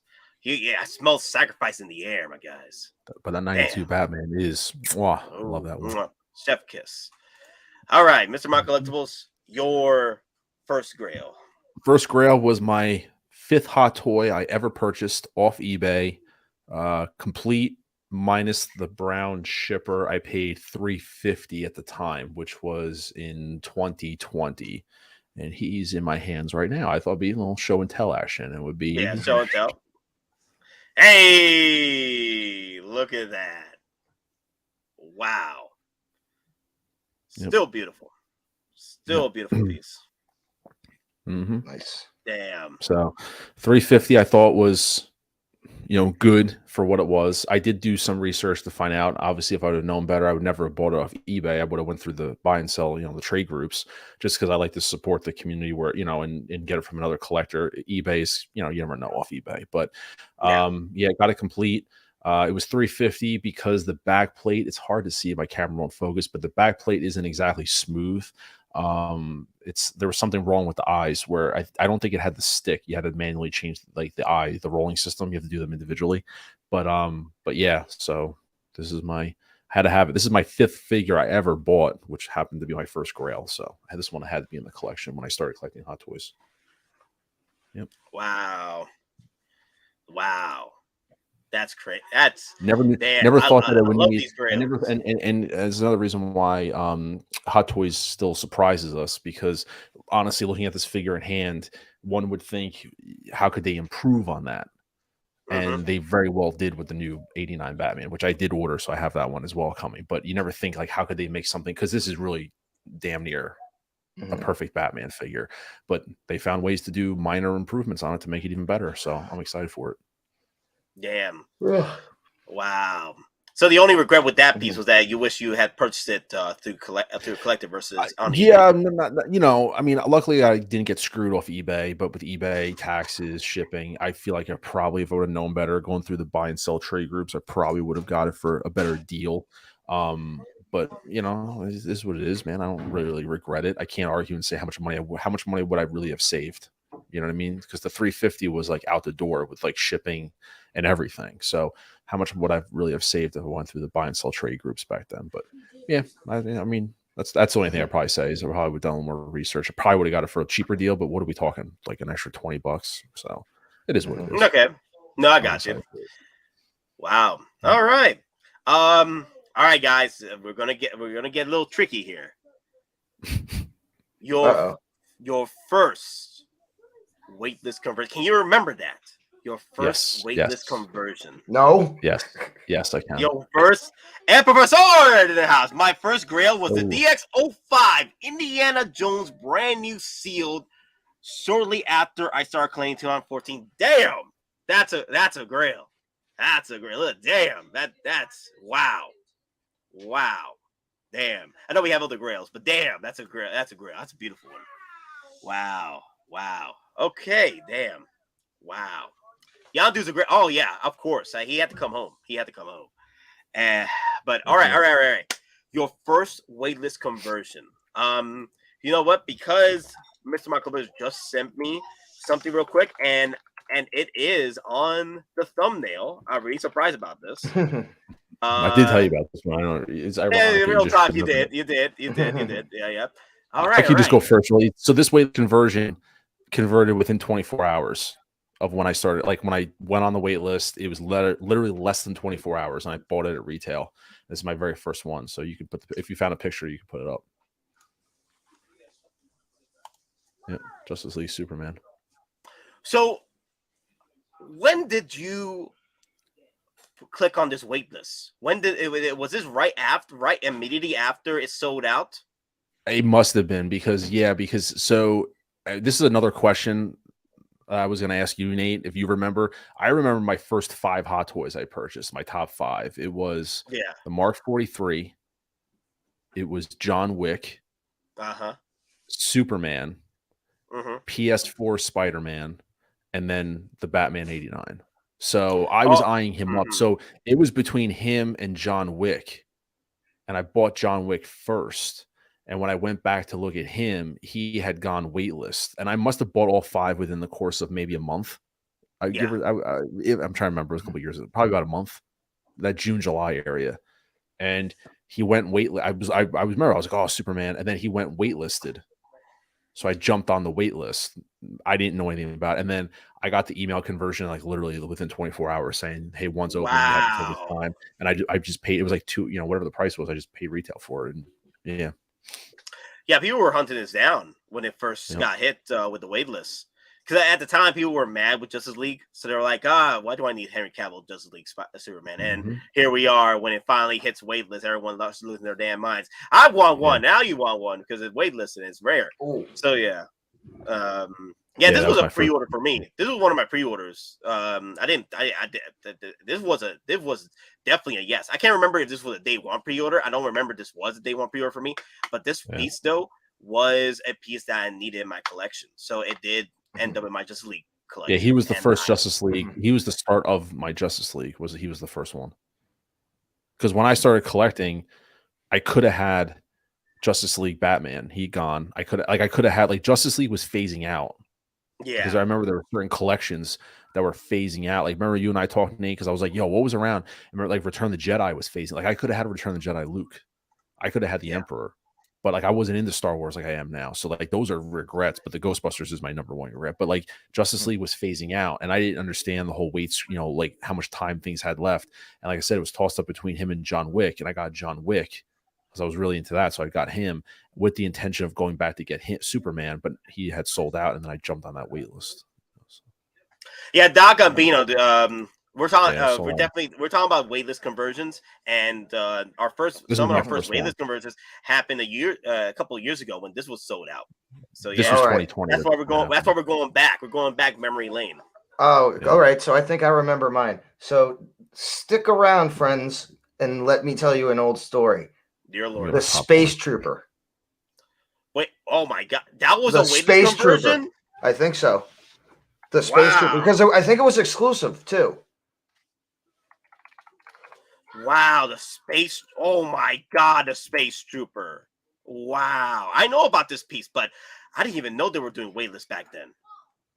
Oh yeah, yeah. I mean, and again, especially with the exclusive pieces. Yeah, it was an exclusive piece. So this thing actually went decently fast. I mean, granted, it was. I mean, $220. It wasn't bad for the price, but like the backpack actually opened up. Like and you had like a rebreather, so it was not a bad little piece. Wow, damn. Yeah, this is going back. Wow. Yeah, a Sideshow exclusive too. Damn. Wow. Yeah, I love going back to these older figures, man. Like damn, man, I wish I was there 3,000 years ago. Yeah, I was collecting Funko Pops at the time. Mm-hmm. So yeah, it's not a bad little setup. And it came with its own like special molded blaster, where they basically mishmashed a couple of different things to make it his own, space blaster.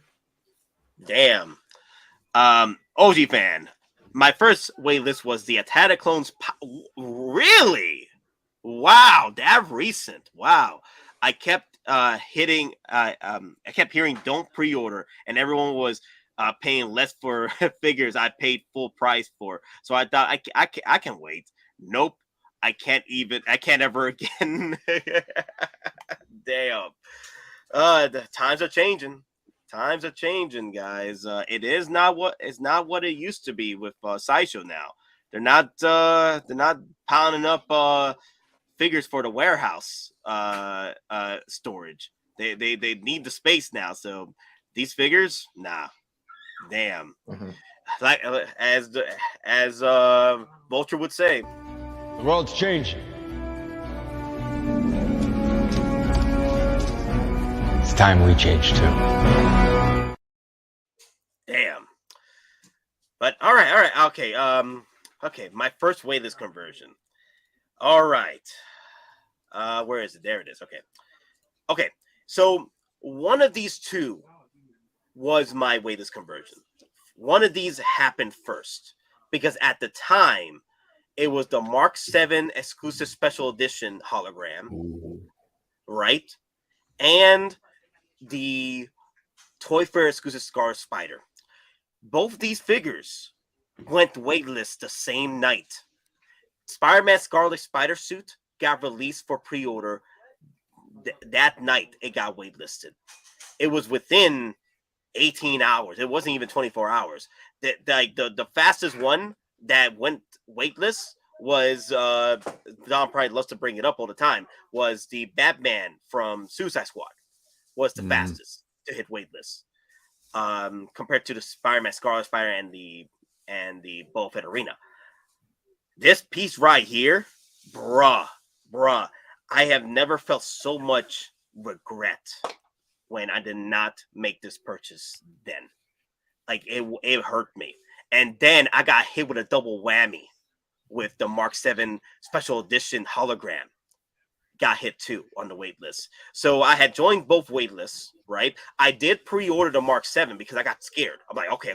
I got to pre-order this Mark 7 because I don't know if it's going to last. It's not going to last too. So I did pre-order Mark 7. And at the time, it was either the Scarlet Spider that first hit waitlist for me, or it was the special edition Spider Iron Man. which Sideshow did help me out and transfer the waitlist from my original Mark 7 into the special edition Mark 7 with the hologram. Yeah, this was those two are in the same boat as my first. 'Cause I can't remember which one hit first. I just know. Now, did you get them both the same night though, or were they within? I don't remember. I don't remember if they were both the same night. I just know that one of these two, the Mark 7 exclusive, I could bring up the Mark 7 as well. And I know people know the Mark 7, right? Yeah, that was Mark 7, but Spider-Man Scarlet Spider was definitely one of my first waitlist conversions.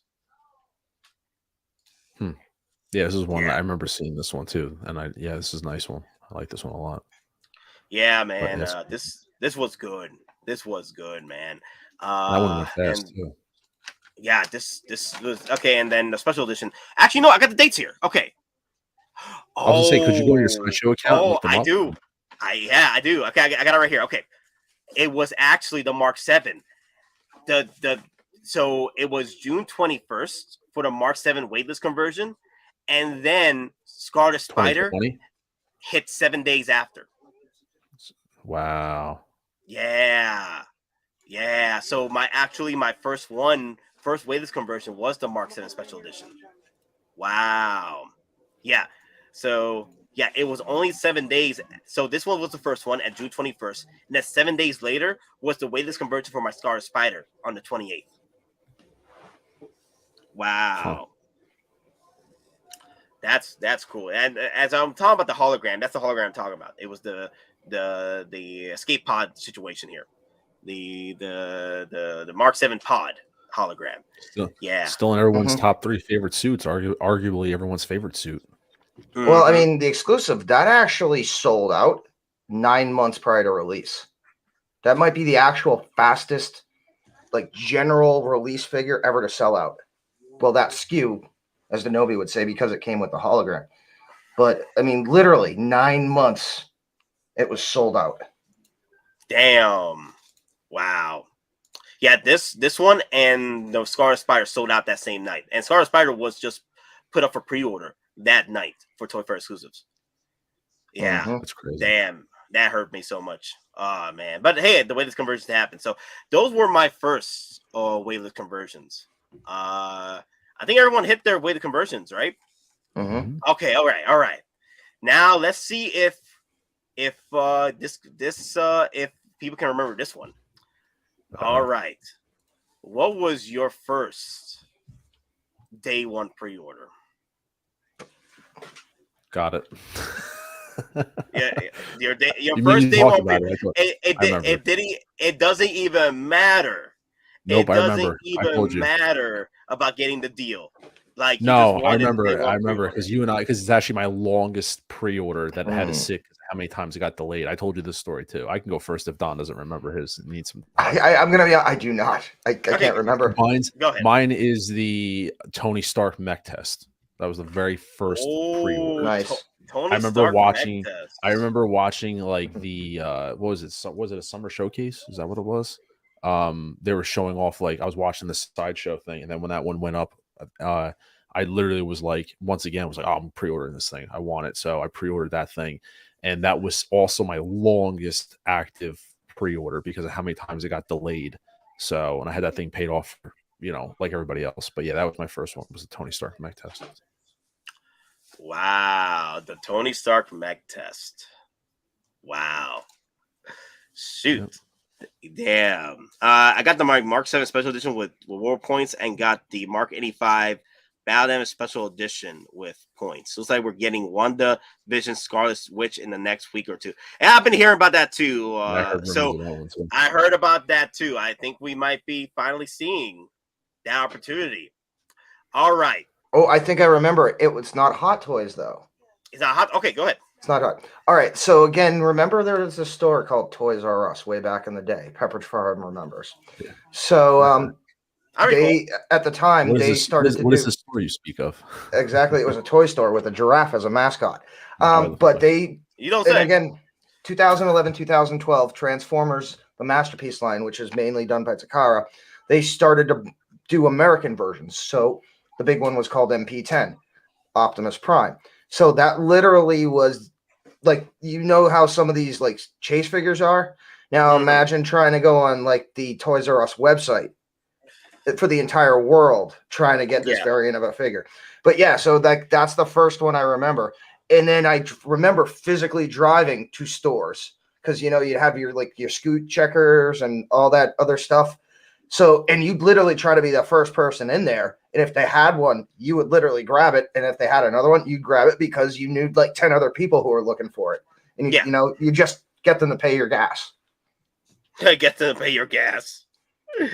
Damn. I mean, hell, I drove, and again, from New Hampshire, I drove all the way to Cape Cod to get 4 of them. Wow. So. Damn. Shoot.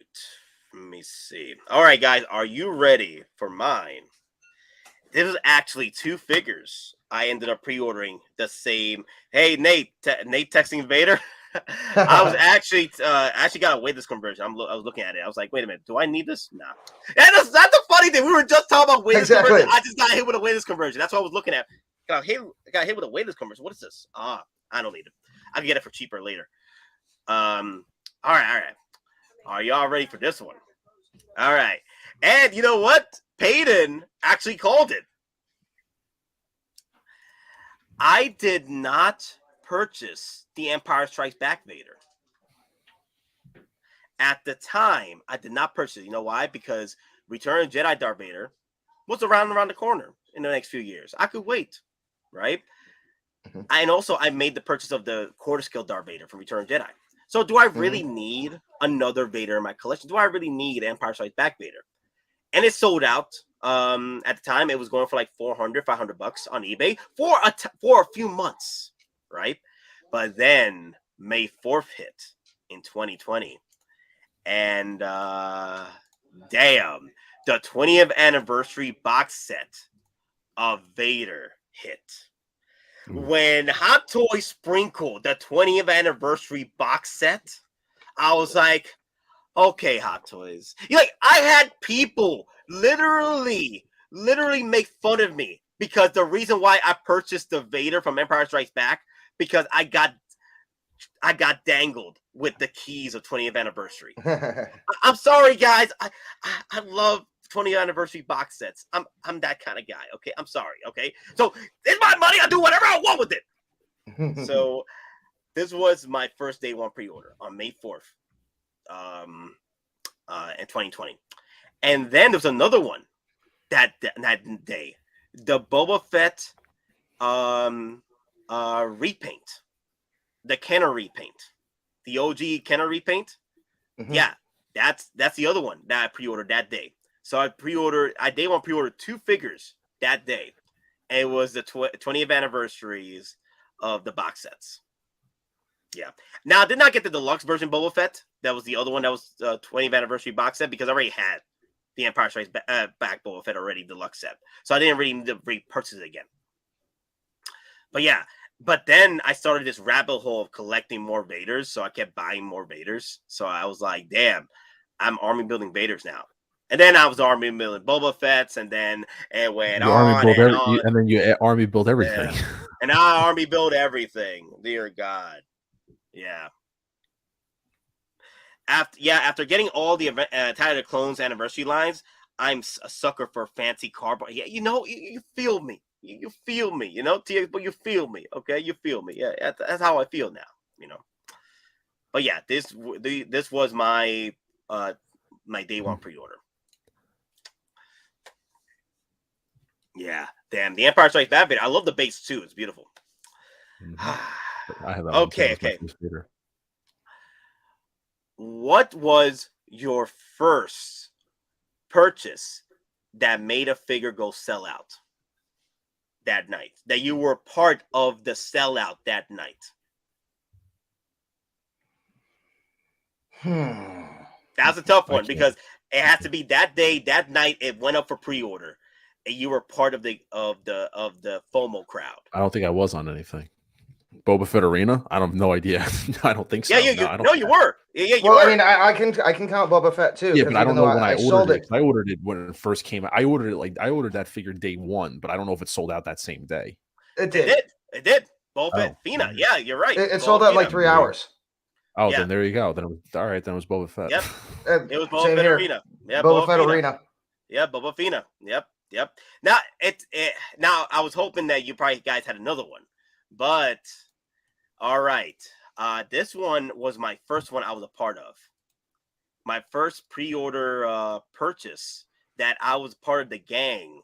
That pretty much like got hit with the FOMO, got sold out. This was a reissue pre-order. Like, I don't know what happened. It came out of freaking. There was no announcements. I don't know. It's a very weird situation with this happening. There was no announcement about this. I think it was just a newfound batch that Hot Toys may have found, and they were sending it to the sideshow. And it took a few months for a pre-order to go through, but there was no announcement for it. I think it was just a batch find somewhere. It wasn't like a warehouse find at sideshow. Like, it was an actual pre-order that lasted. When is Nate's collection tour happening? Someday, CT03. What are you talking about, Yoda? Oh no, not Yoda. It was similar. It was like Yoda. It was like Yoda. He's hyping this shit up right now, man. Yeah. Well, I mean, if it's not Yoda, I think I know who it is. So. Yo, Beer L Proxzilla. Yo, oh, and Professor, he got it. And Professor, he got it. Rogue One Jetta. He got it. There it was. Yes. Rogue One Jetta Patrol Trooper. Yes, that's the one. This thing came out of freaking nowhere, bro. This was up for pre-order out of freaking nowhere. Out of nowhere, bro. Whoa, Like, and again, I posted this, and everyone was like losing their minds, like to the point where it hit low stock. I was watching this happen. I already pre-ordered mine, but I was like, you know what? I want a second one. I grabbed the second one. And all right, so it was gone. So, are you talking about the 2-pack, or are you talking about TK421? No, this one. Well, again, because there's two. Because there's actually and again, technically a couple different. Because there's the TK Trooper, which actually has a TK number as its title. But then there was the 2-pack. No, you're getting too deep. You don't need to get that too deep. Okay. No, the Patrol Trooper. This Patrol Trooper, not the 2-pack. This one, I know because I was there 3,000 years ago when I posted this on Sideshow. On Facebook Cisco Network. You're getting too deep. This one right here. This was a pre-order that was released. This was a pre-order that was released out of nowhere. It was no announcements. And it was weird, though. It was weird because it was a release that happened out of the blue on Sideshow. Out of the freaking blue. There was no announcements. And it took roughly about 2 or 3 months to get in stock. So there's no details about what happened. I just know that it was up for pre-order. It only had within a few months to come to us for release. And I'm like, okay, so this must have been a find somewhere outside the United States just to get to us here in Sideshow. That's my guess. That's my guess as to what happened. Maybe Hot Toys found a batch of these where they're at. They're like, you know what? Let's send it over to Sideshow, have these up for pre-order. They'll be up there, within a few months. And it was during 2020, right? So, yeah, I had to get. No, this was 2016, 2017. No. This one, the Jetta Patrol. Okay. Oh wait, no, you're 1,000% right. Wait.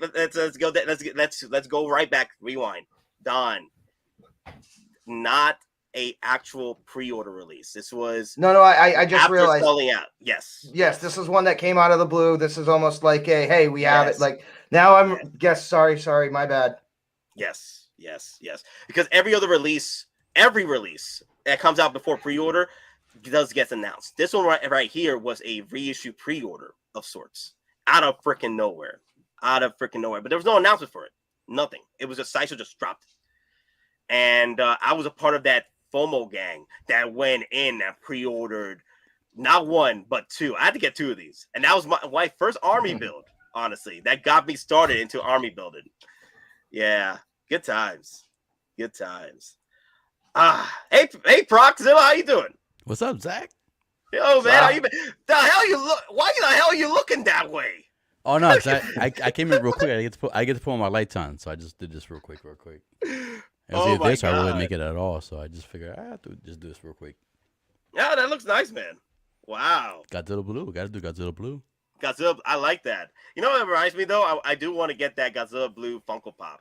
I would love to get that one day. The life size, not life size, not life size. No, the 10-inch, 13-inch Funko Pop that it's all blue and glows in the dark. I want to get that so bad. I didn't get that one. No, I Yeah. didn't know about that one. Oh yeah, it's in Walmart. That's the problem. I can never get it from Walmart because that's why I left Funkos, because they kept selling out with the bots, and then people going to Walmart buying the stock, or literally the store staff buying the stock. It gets ridiculous. Anyway, Brockzilla, man. So are you aware with the question we had today for the discussion? I was listening to most of it when I was in between dinner and stuff. I was coming back listening to it. I guess the first Hot Toys, the first regret. Yeah. So I guess you go down the list of what you remember from the questions, and then let us know what your first hot toy, what you remember from your first. My first hot toy was the Attack of the Clones Yoda, the original. Really? Not the reissue, yeah. Not the reissue, but the original. Yeah, I had to get Yoda. Nice. So there's a reason behind it, because like coming from 112, I was this kind of goes back to my regret too. But I was always nervous about spending like 200 plus on one figure.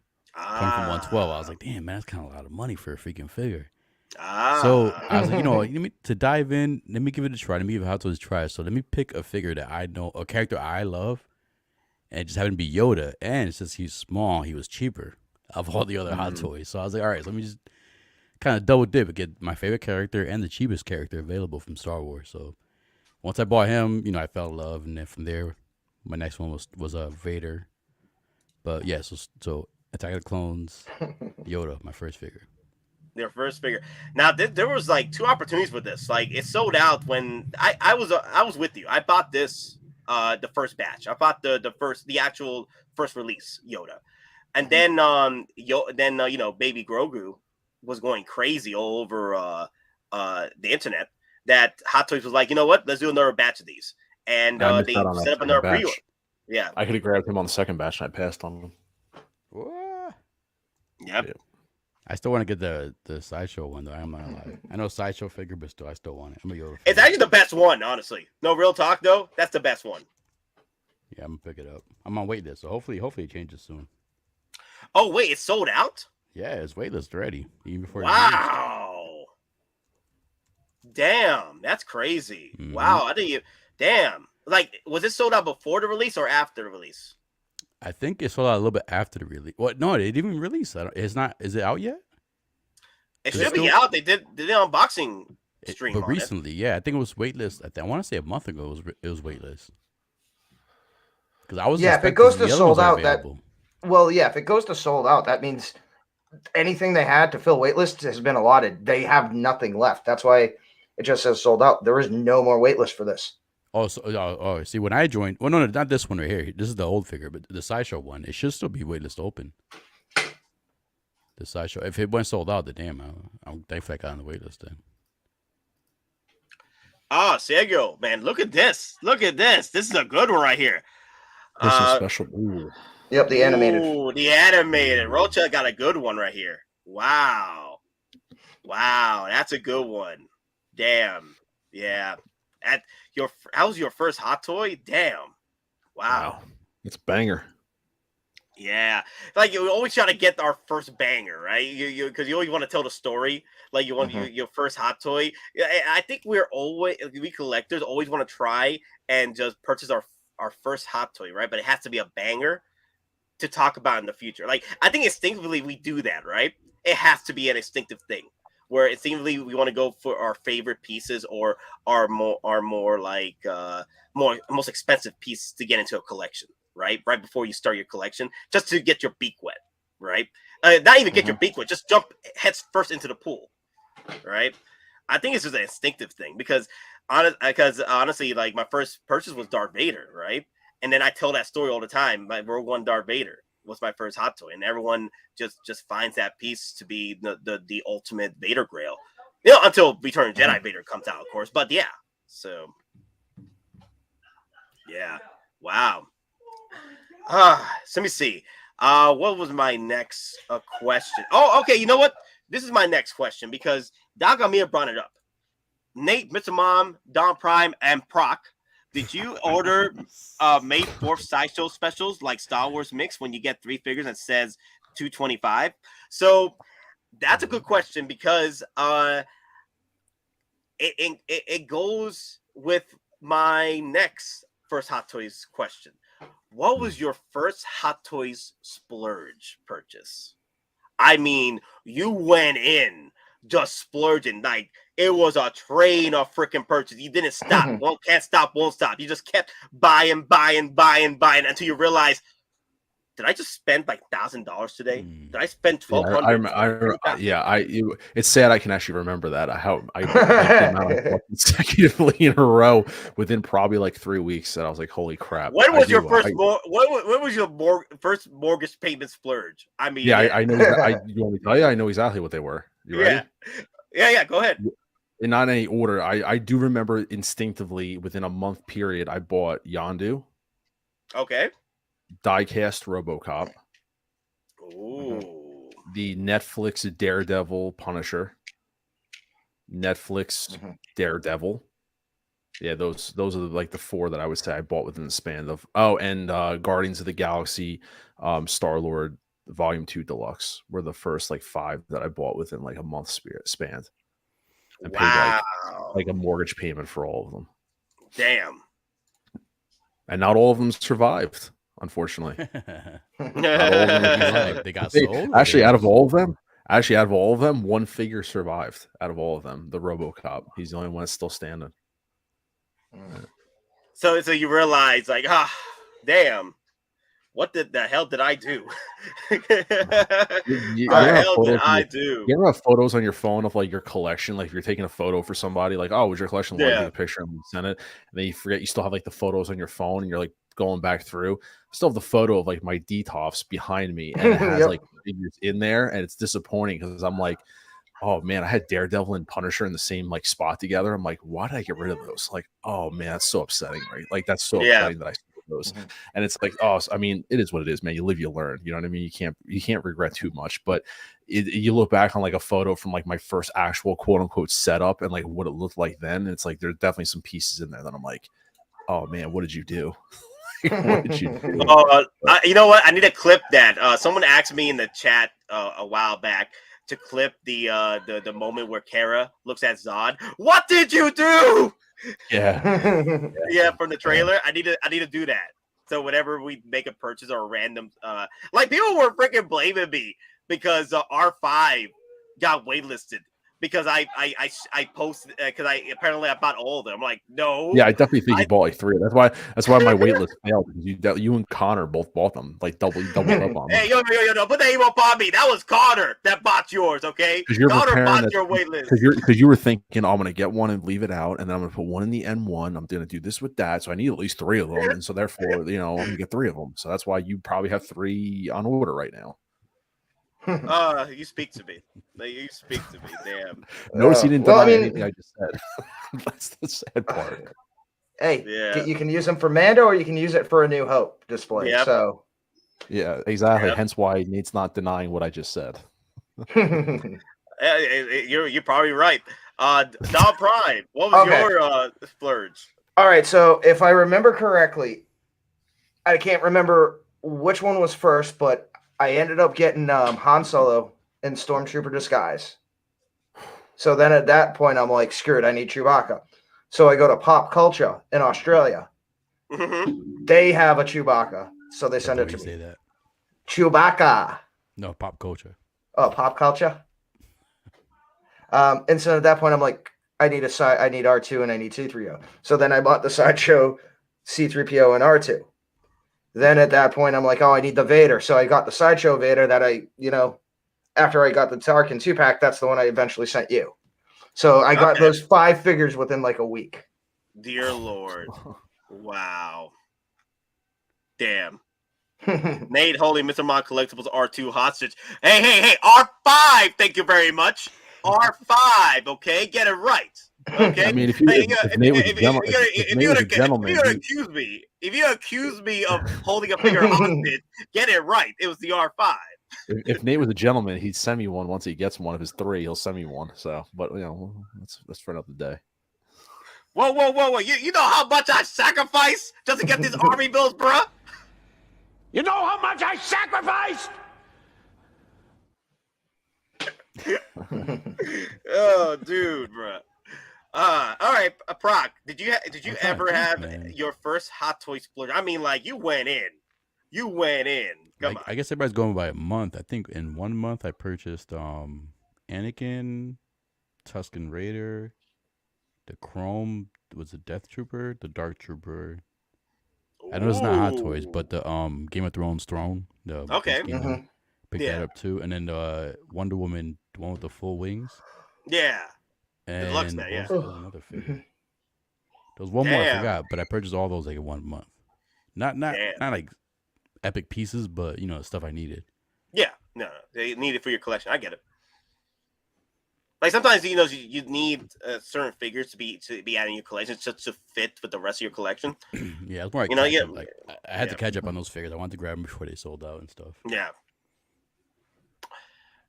Okay. I got one more question before we move on to the final. You gotta answer the question, though. You gotta answer the question. Yeah, exactly. For me, the morning of Attack of the Clones genocide. The genocide of the Attack of the Clones line that morning. I believe I was part of all the waitlists that happened. that whatever waitlist you guys joined up right now, you can thank me that morning. I went splurge and no tomorrow. Army build this, get two of that, and I'm like, oh my god, no. Wait, time out. So are you talking actual pre-order splurge or actual like it's in stock, we're getting shipped when the credit card? No, pre-order splurge. Okay. Oh, I said in stock stuff. Damn, I thought we were doing pre-order. Yeah, so I did too. So yeah, but that morning was like. Oh, we're talking pre-order splurge. Oh, I thought like buying. No, it's in general. Oh no, because I would agree with you. Pre-order splurge is like when I found out. I remember because I was in December. I remember like we were putting in a group chat like, "Yo, this one's going low stock. Vader. Oh, gotta get it. This one's going. Oh, gotta get it." And I remember I got waitlist conversion. I think I did like 6 figures that day. Yeah. I remember. Yeah. I pre-ordered splurge so much that day. Now, I think in Christmas I had bought a whole bunch of grails, in 2020. And that was part of the Chirrut Imwe set because it was Chirrut Imwe, it was Jyn Erso, it was Captain Jack Sparrow, the original DX. Damn, it was a DX grail splurge that freaking month, bro. It was ridiculous. Even the DX Arnold Schwarzenegger, the Terminator 2 was that month too. Yeah, I had a DX splurge like no tomorrow that month. I don't know why. I just went in. Stimulus check? Daddy chill. Yeah, actually, there was a stimulus check that month. Yeah, it was. Yeah, there was a stimulus check that month. Damn, yeah. Yo, Nate, how many shinies you got, bro? Because I only got one. I got 3, but the third one may not be coming in. Nobody can army build anything because Nate has all of them. So if you think you can army build something, it's because. But real quick, we did touch about this earlier, but just to recap, so smaller stores, they're essentially being notified by Sideshow that certain figures, most likely Star Wars stuff, certain characters are going to be allocated, basically meaning that Sideshow did not buy nearly as much as they potentially led on to some of the smaller shops to believe. And again, some of these smaller shops have no idea that Sideshow is not only ordering less, but Hot Toys is producing less, either batches as total or numbers in specific batches. So again, we're all potentially looking. It's on a roulette wheel. Who is gonna basically get allocated? It might come down. Last order in, your first one kicked out. It might come to that. Real talk though, Hot Toys Nightmare may have just bought every last army build you guys got. So. Yeah, I was gonna say, strong. So if you guys blame me, don't blame me. Blame Hot Toys Nightmare. The flex is definitely strong with him. Definitely. Yeah. So all right, Mr. Mom Collectibles, I know you gotta go, but this is the final question I have for you before you go. And which Hot Toys line? It could be newly released or it could be an old line. But what Hot Toys line that you know of that made you feel that you're in this for the long haul now? It does not matter what happens. going forward. I will collect as many Hot Toys I can going forward. Star Wars. Star Wars. Generally, just Star Wars. That's the line that got you. It's got you hooked. That you're never gonna let go. Ironically, not to double dip, that's kind of what my stream is going to be talking about in terms of the kind of the mindset of collecting, because that's exactly that's actually the main topic of my stream. Is that so when I started collecting, Star Wars wasn't even a thought. I love Star Wars. Do not get me wrong. I love Star Wars. I grew up on it, but I feel like there's a difference between loving it and then like Star Wars, like Hot Toys. I was all in on Marvel, some DC. Star Wars wasn't. That's why I told you, Nate, like 2020 on Sideshow, I could have had Return of the Jedi Emperor. I could have had Luke. I could have had all Return of the Jedi figures because I let them go because I was busy getting after the Marvel figures, like, the Mark 7, like anything that was available then. And it wasn't until Mando, when I got the OG Mando, I was like, all right, Mandalorian is what got me into Star Wars Hot Toys. But then, I started getting a little bit of like that first Vader from Empire. And there's something, and that's how I feel right now, Nate, is that I sacrificed, man. Marvel Phase 4 is dead to me, except Guardians. Guardians was pretty good. Yeah. That was their last banger. That was the last banger. But to me, Marvel Phase 4 is dead. Between No Way Home and Guardians, everything in between, there's no Hot Toys. And for me, Star Wars is where it is, bro. Like, I'm all in on Star Wars. Like, really, for the rest of the year, it's Star Wars, The Flash, 89 Batman. I mean, Marvel's got to come at me with something to like make me want to buy a Marvel, Hot Toy. But it's Star Wars that when you know that you're sacrificing one line for another, that's when you're in it, man. And Star Wars is definitely. I mean, it's taking up 2 shelves now in my display, like 2 big. I feel you. Like, it's taking up 2 of those. You know what I mean? I just told you I have to reorganize my whole collection. No Way Home is my last swan song for Marvel. Like, I got that series. I got the villains. I got the Toby and Andrew. After that, dude, I'm Star Wars all in, baby. That's all it is, man. And DC, but the problem is DC ain't doing nothing. But like, if DC does something, I'll grab some DC. But DC's gonna be in a lull, I think, for a while, man, with like the lack of movies. Like The Flash is the last big one. So but Star Wars is, if I had to rank the IPs, it's Star Wars, and then honestly DC/Marvel. They're kind of tied, but it's definitely Star Wars. Okay.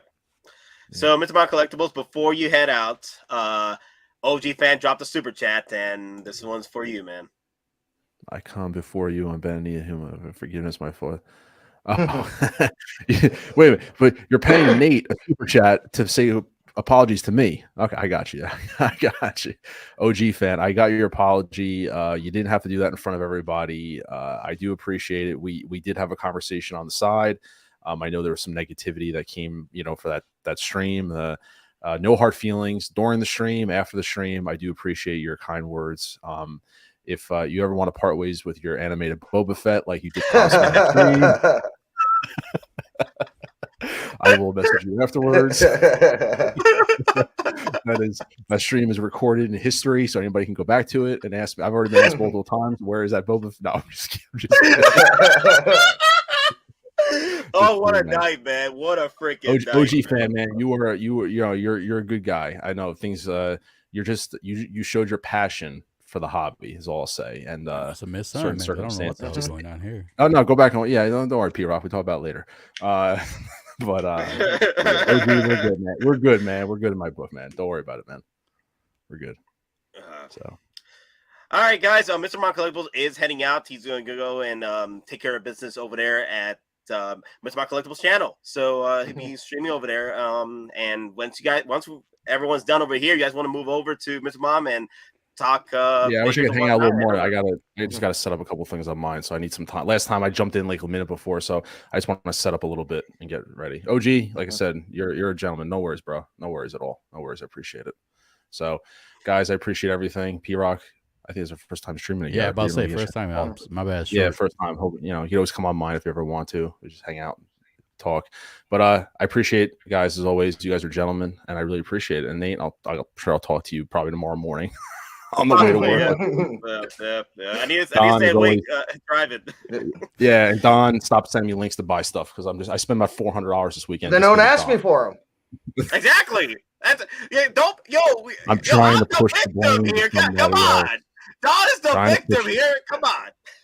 Hey, trying to you push the blame to asked. somebody else. Hey, you asked, and like you were saying, oh, it's going to take a couple hours. You got to forget about it. Within 45 seconds, I'm like, hey, Yeah, 45 seconds. I have Mando Luke ordered coming from Japan in 3 days, and it happened within 45 seconds. Don, be slow next time. Just be slow. So on the trigger, Don. Yeah. All right, guys. All right. Take care. I'll talk to you guys later. Take it easy, man. Please. Peace.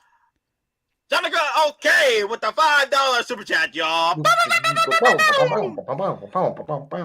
Great content as always, gentlemen. Thanks for all you do for the cause. Hot Toys for I feel you. It's Hot Toys forever. Hot Toys forever. And let's throw some goats and throw long live the Empire. These gifts, as is tradition, the protectors of our world are bestowed with great feasts. Giant goats! Oh, look at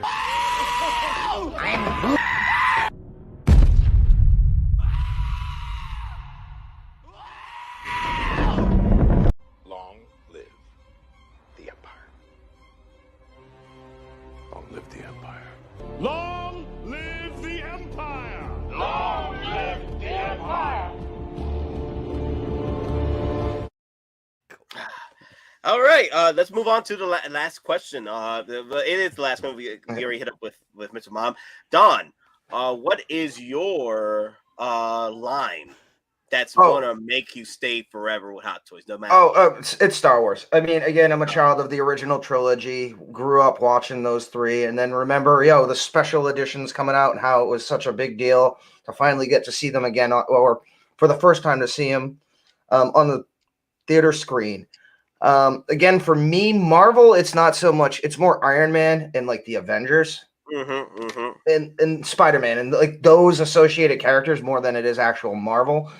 But I kind of have a secret hope. I've got that fire still burning and hoping we see an Aliens like Colonial Marine 2.0 line. And I'm saying that because we're getting not only a new Aliens movie, we're getting a brand new Aliens TV show. So. I mean, if they're going to do it, now's the time to strike, especially, if Prey brought a lot more revamped love back to the Predator franchise. Screw it, just call it Predator versus Aliens, but like the classic like video game and comic series where you had Predators versus Aliens versus Marines. Therefore, everybody wins. Okay. I do hope. Like, I'm with you on the faith. Like, I want to collect Predators. I want to collect Aliens, I want that. That's still part of my childhood growing up, watching the Predator and Alien with my dad. Yeah, it's still something I do want to add in my collection, and I do hope that Hot Toys goes back like they did with RoboCop, go back into that line, and maybe just maybe Disney Marvel will do right with the Alien franchise and the Predator franchise going forward. So yep. I do hope. Yeah, keep the faith strong on that because I do want to spend more money. Proc, my boy. What line is going to keep you on Hot Toys tit? So I came in straight off Star Wars. Star Wars has been the only thing I was going to collect. MCU, not as much. So I didn't like go from one to the other. I always just straight in Star Wars. I knew I was going to get Star Wars right away because I knew coming in. I did my research. I knew coming in of all three lines between DC, Marvel, or at least at that time when I started looking at Hot Toys originally, it was Predator. I saw Predators on Big Bad Toy Store, and that was one of those figures when I first saw. I was like, damn, I'm not spending $200 on the figure, whatnot. But that's one thing. That's part of my regret too. I should have jumped on those Predator figures when they first announced. But I did my research and I found out, basically knowing that MCU and the DC lines were limited because of the suits and stuff. So that kind of helped me push me towards the Star Wars because, like I said, coming from the 112 size, I like keeping my figures in poses. I don't like the museum pose stuff. So coming in knowing the Star Wars is mostly fabric, I knew that gave me the justification of like, all right, so I'm going to do this. Let's do the Star Wars. Star Wars, like Don, I grew up with the original trilogy. I had a freaking stuffed animal, Yoda and E.T. fig. Like, when I was growing up, I always slept with them. Yeah. Those were my two favorite, E.T. and Yoda. Thankfully, Hot Toys is and I kind of hope they would touch E.T. But thankfully, they don't do E.T., so I don't have to worry about another line. But yeah, just Star Wars in general, man. I grew up with Star Wars, love the whole lightsaber stuff, love the aliens. Aliens is my biggest thing. Unfortunately, with MCU, nothing bad against MCU, but they kind of go towards the direction of the face sculpt, which I don't. I'm more of the comic book person. I like the comic book masks and the helmets. I don't like the face. I don't want to see your face. So that's why I kind of go more Star Wars, because Star Wars has the aliens, and you don't really have that option of like different face sculpts. You do with some of the Mandalorians nowadays with the helmets and everything, but just Star Wars. Like I knew coming in, Star Wars is gonna be a line that has the lore, and it's never gonna go away. It's been long for forever, and you can pose them. So Star Wars all the way. Never leaving Star Wars. I'm always gonna be. If I do Hot Toys, if I ever leave Hot Toys, I'll stick to Star Wars only, and that's it. None, MCU, like I said, I cherry pick some ones more comic book based characters, Spider-Man only, and some of the Spider-Man No Way Home stuff, just because I want the villains. Okay.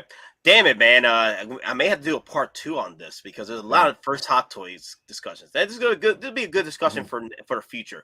But also, Stacy going to bring this up. Mr. Mom saying he skipped phase 4. It's like saying sky is blue. Everyone did except they. Yo.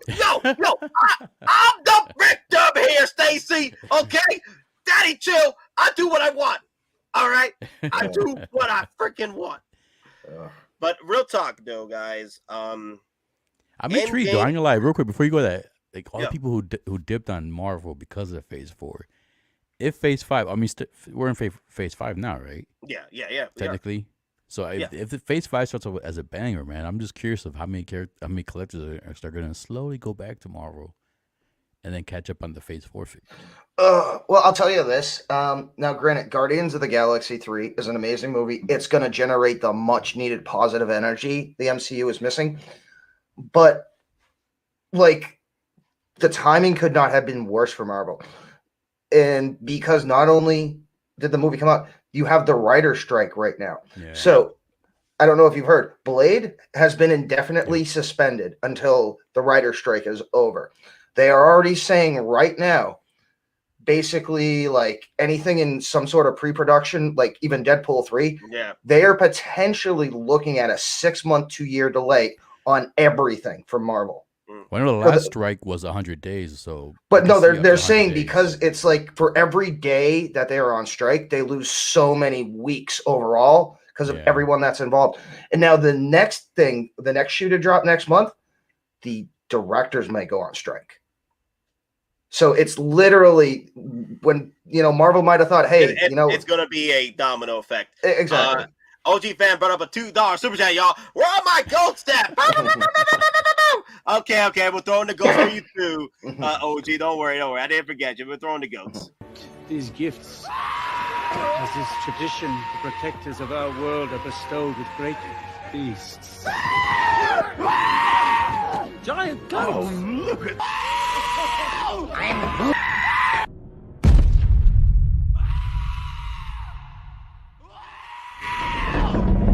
Long live the Empire. Long live the Empire. Long live the Empire! Long live the Empire! All right. Just to end things off. So, I will always respect Endgame, Marvel the first Phase 3 phases, the Endgame, which got me into Hot Toys. Endgame is what got me into Hot Toys. Usually it's like a figure for most people. Maybe it's a character, but the Endgame movie is what got me into collecting Hot Toys. It wasn't Star Wars. It wasn't a particular character. No. Endgame as a whole, Infinity War and Endgame got me into freaking collecting Hot Toys. So, with that being said, I'll always be thankful for Endgame for putting me in the dilemma I am in with freaking army building gang squad. Okay, but then again, the one line I knew that I was forever going to be in this game, right? It's Star Wars, of course, but this particular Star Wars in particular, I knew I was in it for the long haul. No matter what happens, Hot Toys has got my direct deposit. The Clone Wars line. Clone Wars holds a special place in my heart. and these characters, these clone troopers, it's without doubt my childhood at this point. See, I wish I could be in that level. I see a lot of collectors, Mario, Sean, everybody like falling over these Clone Wars. Maybe because I rushed Clone Wars and I kind of I skimmed through the season. Like I saw everything, but I did the last season this past year. I don't have that attachment to it as much as like the original Clone Wars, the hand drawn one. I have more attachment to that Clone Wars than I do with the Disney one. I don't for some reason. Yeah, I did enjoy it. Yeah. I did enjoy it. Yeah. But I just wish maybe I gotta watch it again and not like. Well, like for me, when I watched Clone Wars, it was like you were involved with Game of Thrones, but you had to because even though everyone loved Game of Thrones, everyone loved talking about it. Not many people were really involved with it because it was just so long, right? They were like, why do I need to get into this? The stories are long. It's not for me. Right, even though people praised it, people weren't into it, and that's sort of like the same situation I felt with people watching Clone Wars. It's just a long-winded story. Like, why do I need to know more what happened to the prequels situation? I don't need to know that. The prequels happened, that's all. And I feel that the prequels did leave a sour taste in most people's mouths. So anything with prequel related did not fall, good in full good standings. But then after season 7. And after the sequel trilogy left people with a really, really bad taste in their mouths, people went back and they started admiring the prequels and they started admiring the Clone Wars series. And they're like, you know what? It's time for a second chance. And that's why people are now more, involved with Clone Wars. Because after what we witnessed without George Lucas, that we're like, you know what? We were as Thanos would say to Nebula, maybe I treated you too harshly. I misjudged you. I misjudged you. Now we got another $2. Another one. Mike with a $12 super chat, y'all. 100%. It was the Clone Wars that made me jump into Hot Toys. Real talk. This is the line that's actually gonna keep me going. I mean, I know Hot Toys is going to keep me strapped on no matter what at this point.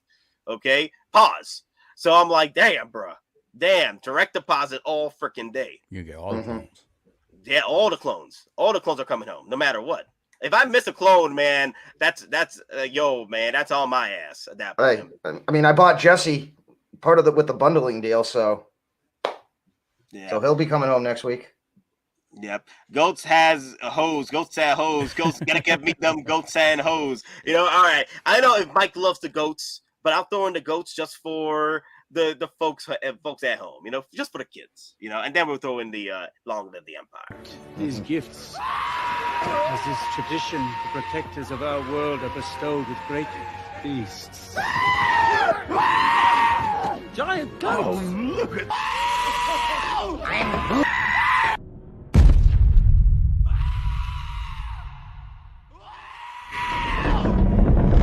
Long live the Empire.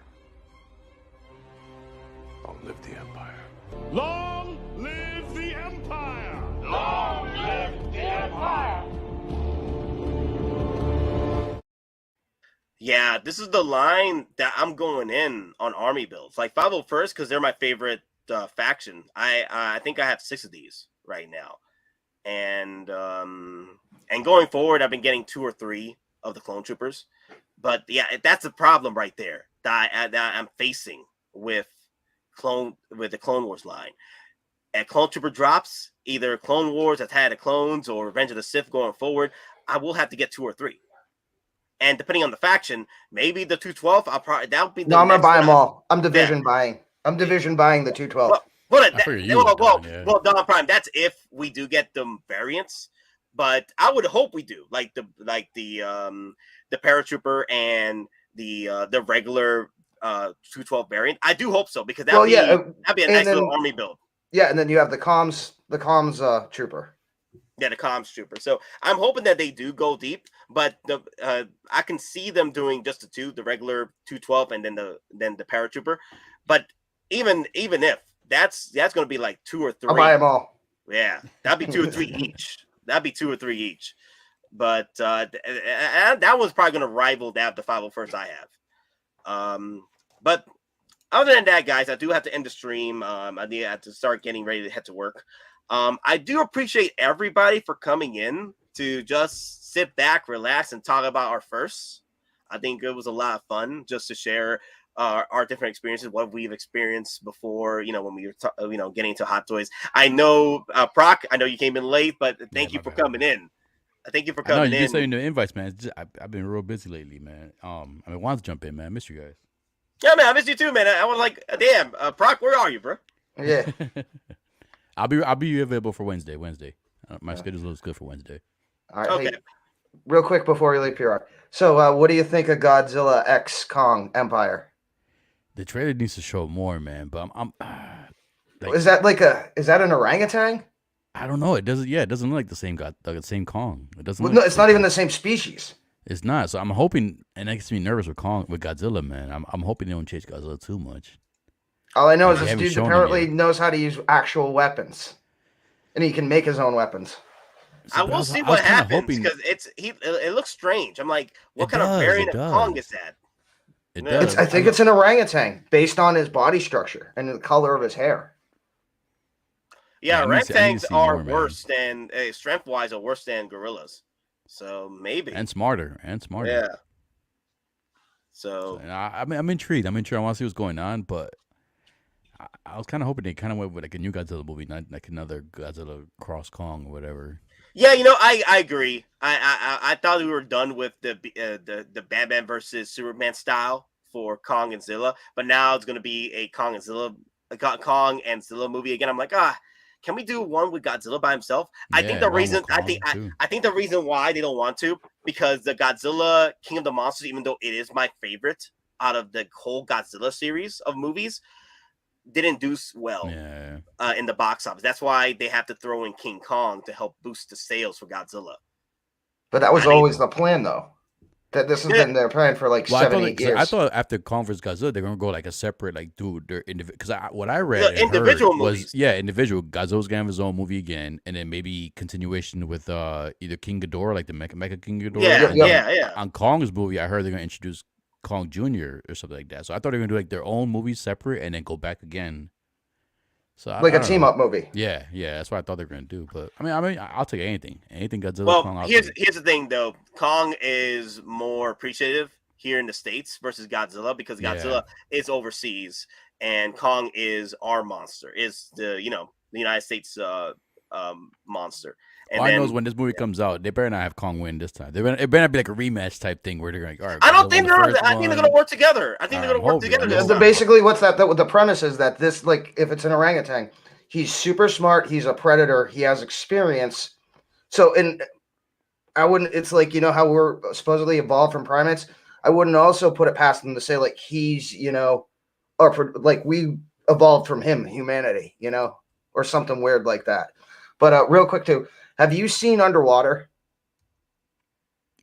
The movie Underwater? Yeah, with Kristen Stewart.